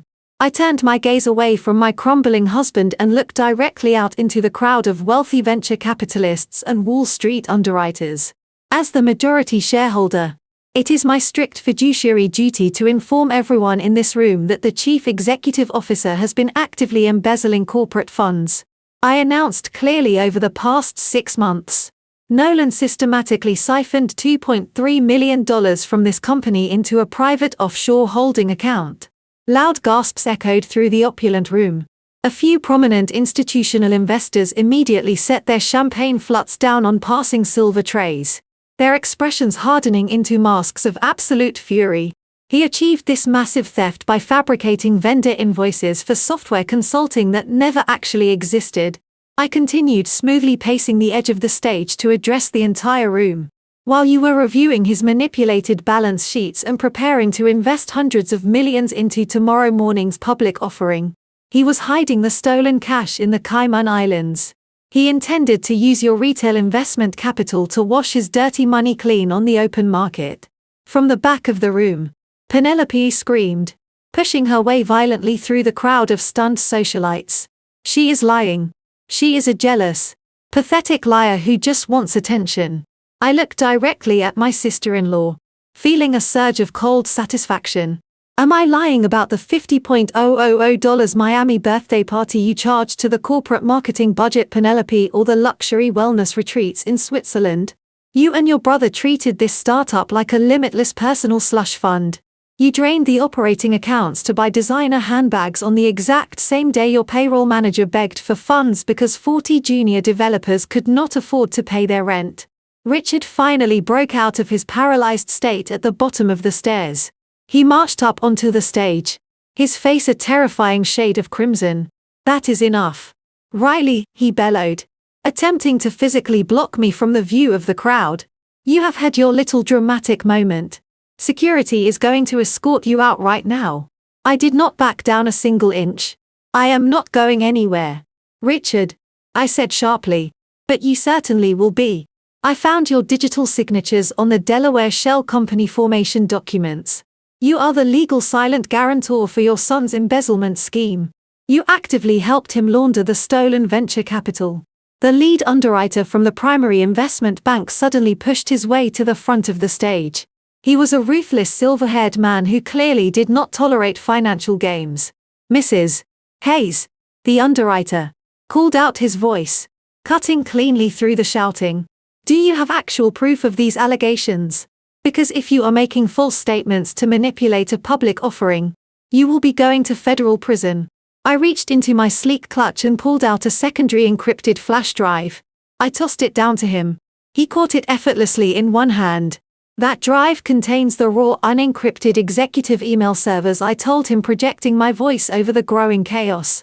It contains the wire transfer receipts, the fake invoices, and the written correspondence between my husband and his offshore bankers. It also contains the official whistleblower report I filed with the Securities and Exchange Commission early yesterday morning. The underwriter looked at the small flash drive in his hand, then looked up at Nolan with an expression of pure unadulterated disgust. The initial public offering is dead, the underwriter announced loudly to the entire room. He turned rapidly to his associates. Pull everything. Call the compliance officers immediately. We are completely done here. The massive ballroom instantly descended into total panic. Investors scrambled toward the heavy brass exits, desperately pulling out their phones to cancel their institutional buy orders. The glittering pre-launch gala had transformed into an active crime scene in a matter of minutes. Nolan completely lost what little remained of his sanity. The meticulously crafted facade of the brilliant tech visionary shattered into a million pieces. He lunged at me, his face contorted in sheer rage, screaming incomprehensible threats. But before he could even close the distance, Jamal vaulted onto the stage.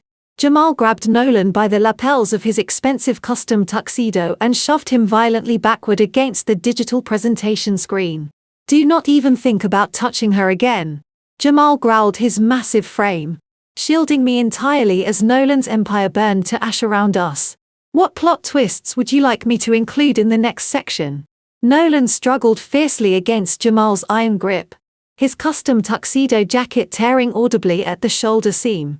She is lying, Nolan screamed, spit flying from his lips as he thrashed like a trapped animal. She forged those emails. She is a jealous, psychotic woman trying to steal my company. Do not listen to a single word she says. The wealthy crowd was not listening to his desperate pleas. They were physically backing away, creating a wide, empty circle of isolation around the stage.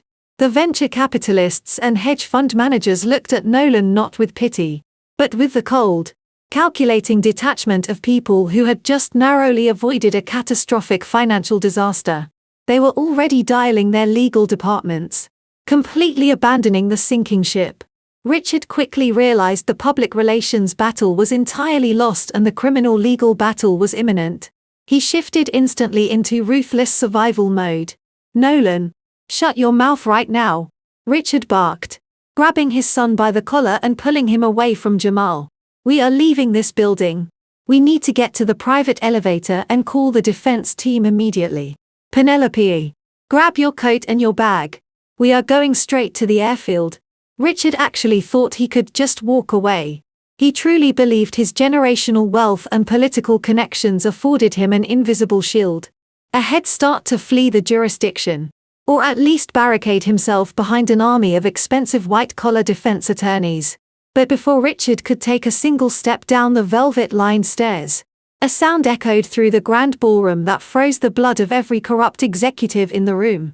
It was the heavy, undeniable thud of the main brass doors being thrown violently open, hitting the marble walls with a deafening crash. The private security guards at the entrance had been completely swept aside. A wave of men and women flooded into the opulent room, entirely shattering the elegant atmosphere. They were not wearing custom tuxedos or designer evening gowns. They were wearing dark tactical gear, navy blue windbreakers with bold yellow lettering across the back and sharp utilitarian business suits. "Federal agents. Nobody move. Stay exactly where you are." A commanding voice boomed over a portable bullhorn, the sound vibrating through the crystal chandeliers. The ballroom descended into absolute paralyzed shock. The Federal Bureau of Investigation had arrived, flanked by senior regulators from the Securities and Exchange Commission. There were at least 30 agents spreading out with practiced military precision. They rapidly secured every single exit, blocked the private elevators, and took absolute control of the service corridors. No one was leaving.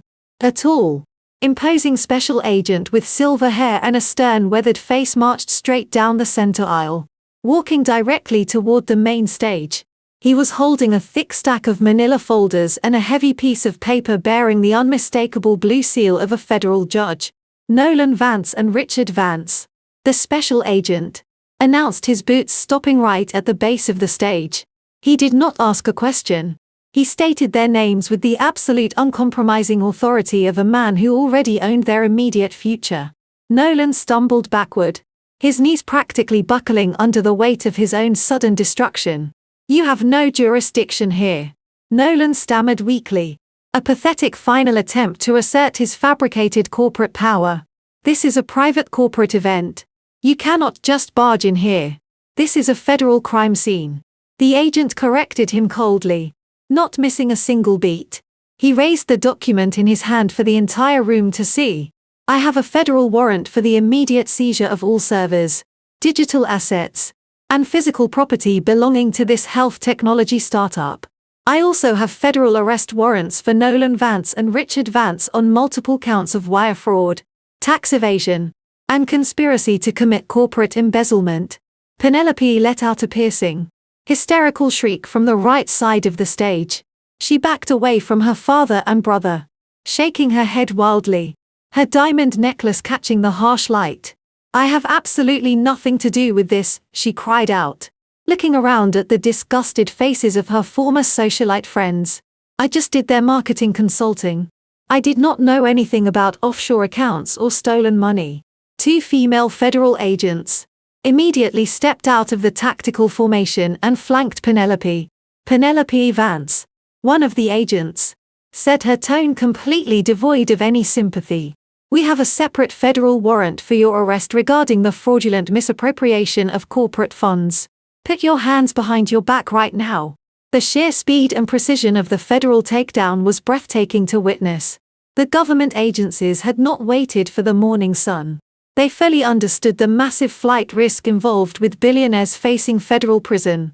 They had coordinated a massive multi-agency raid to strike exactly when the corrupt family was completely gathered in one room, utterly distracted by their own towering arrogance. Richard stood completely rigid, his face in a motionless mask. Though his hands were trembling uncontrollably at his sides, he knew the criminal game was entirely over. He slowly raised his hands, submitting quietly to the agents who moved in to secure him. But Nolan could not accept reality. As an agent reached for his wrist, Nolan violently yanked his arm away and looked directly up at me. He was breathing in ragged, frantic gasps, his eyes wide with a terrifying mixture of hatred and total disbelief. "You orchestrated this," Nolan screamed, his voice cracking violently as two federal agents lunged forward to subdue him. They did not treat him like a respected visionary. They treated him like a combative, desperate felon resisting arrest. One agent grabbed Nolan by the shoulder of his torn bespoke tuxedo, twisting his right arm swiftly behind his back. Nolan thrashed wildly, kicking his polished leather shoes against the floor. But the second agent quickly secured his other arm. The sharp metallic click of heavy steel handcuffs ratcheting tightly shut around his wrists echoed across the suddenly quiet stage. Nolan slammed his eyes shut, his chest heaving as the cold reality of federal custody finally crushed the last remnants of his towering ego. The golden boy of the tech industry was reduced to a weeping, constrained criminal. The agents read him his Miranda rights in a flat, uncompromising tone, utterly ignoring his pathetic threats as they dragged him away. Richard watched his son being paraded off the stage in handcuffs, and the patriarch's carefully constructed world officially imploded. The sheer weight of the impending federal indictments, the total loss of his generational wealth, and the public destruction of his entire family legacy hit him like a physical blow. Richard suddenly grabbed his chest, his face turning a sickening shade of gray. He gasped violently for air, stumbling backward until his knees gave out completely. He collapsed onto the polished marble floor of the ballroom, clutching his tailored suit jacket as his breathing grew terrifyingly shallow. "Paramedics! We need a medic over here," one of the regulatory investigators yelled, rushing over to the fallen patriarch. But the federal agents did not remove Richard's handcuffs, even as emergency medical technicians burst through the side doors with a stretcher and oxygen equipment. The federal authorities maintained absolute custody. Richard was hoisted onto the gurney, his wrists still chained securely to the metal railing. He looked up at the crystal chandeliers, his eyes wide with the terrifying realization that his next bed would be in a secured federal medical ward, not his sprawling estate. Off to the side of the stage, Penelope was experiencing her own immediate nightmare. While the agents were occupied with securing her father and brother, she had desperately pulled out her cell phone. I watched her fingers trembling violently as she tried to log into her private banking application. She was trying to wire funds, trying to secure a massive retainer for a high-profile defense attorney before the government could officially freeze her personal accounts. I saw the exact moment the digital guillotine dropped. Penelope stared at her glowing phone screen, her perfectly manicured hands shaking uncontrollably. The screen flashed a bright red error message stating her accounts were suspended pending federal investigation. She frantically dug into her designer purse, pulling out her platinum credit cards. She dialed the customer service number for her bank, her voice shrill and panicked. "Yes, this is Penelope Vance," she barked into the phone, tears of sheer terror streaming down her face, ruining her expensive makeup. "My card is declining. Fix it right now. Do you know exactly who my family is?" I watched her face crumble as the customer service representative on the phone delivered the fatal news. Her financial assets were entirely gone. The federal freeze had officially hit the banking sector. She dropped her phone onto the floor. It shattered against the marble, a fitting metaphor for her entire existence. She had absolutely nothing left. No money, no husband, and no family protection. She slumped against the velvet rope, sobbing uncontrollably as a female federal agent approached to take her into custody. The grand ballroom was emptying very rapidly now. The wealthy investors had fled the scene, desperate to distance themselves from the radioactive fallout. The tech journalists had gotten their headlines and were rushing out to publish the story of the decade. I stood silently at the very edge of the wooden stage, breathing in the quiet absolute victory. I slowly looked out toward the heavy brass doors at the very back of the ballroom. Standing in the shadows unnoticed by the rushing authorities was Beatrice. I had told my mother-in-law to pack a bag and flee to Connecticut.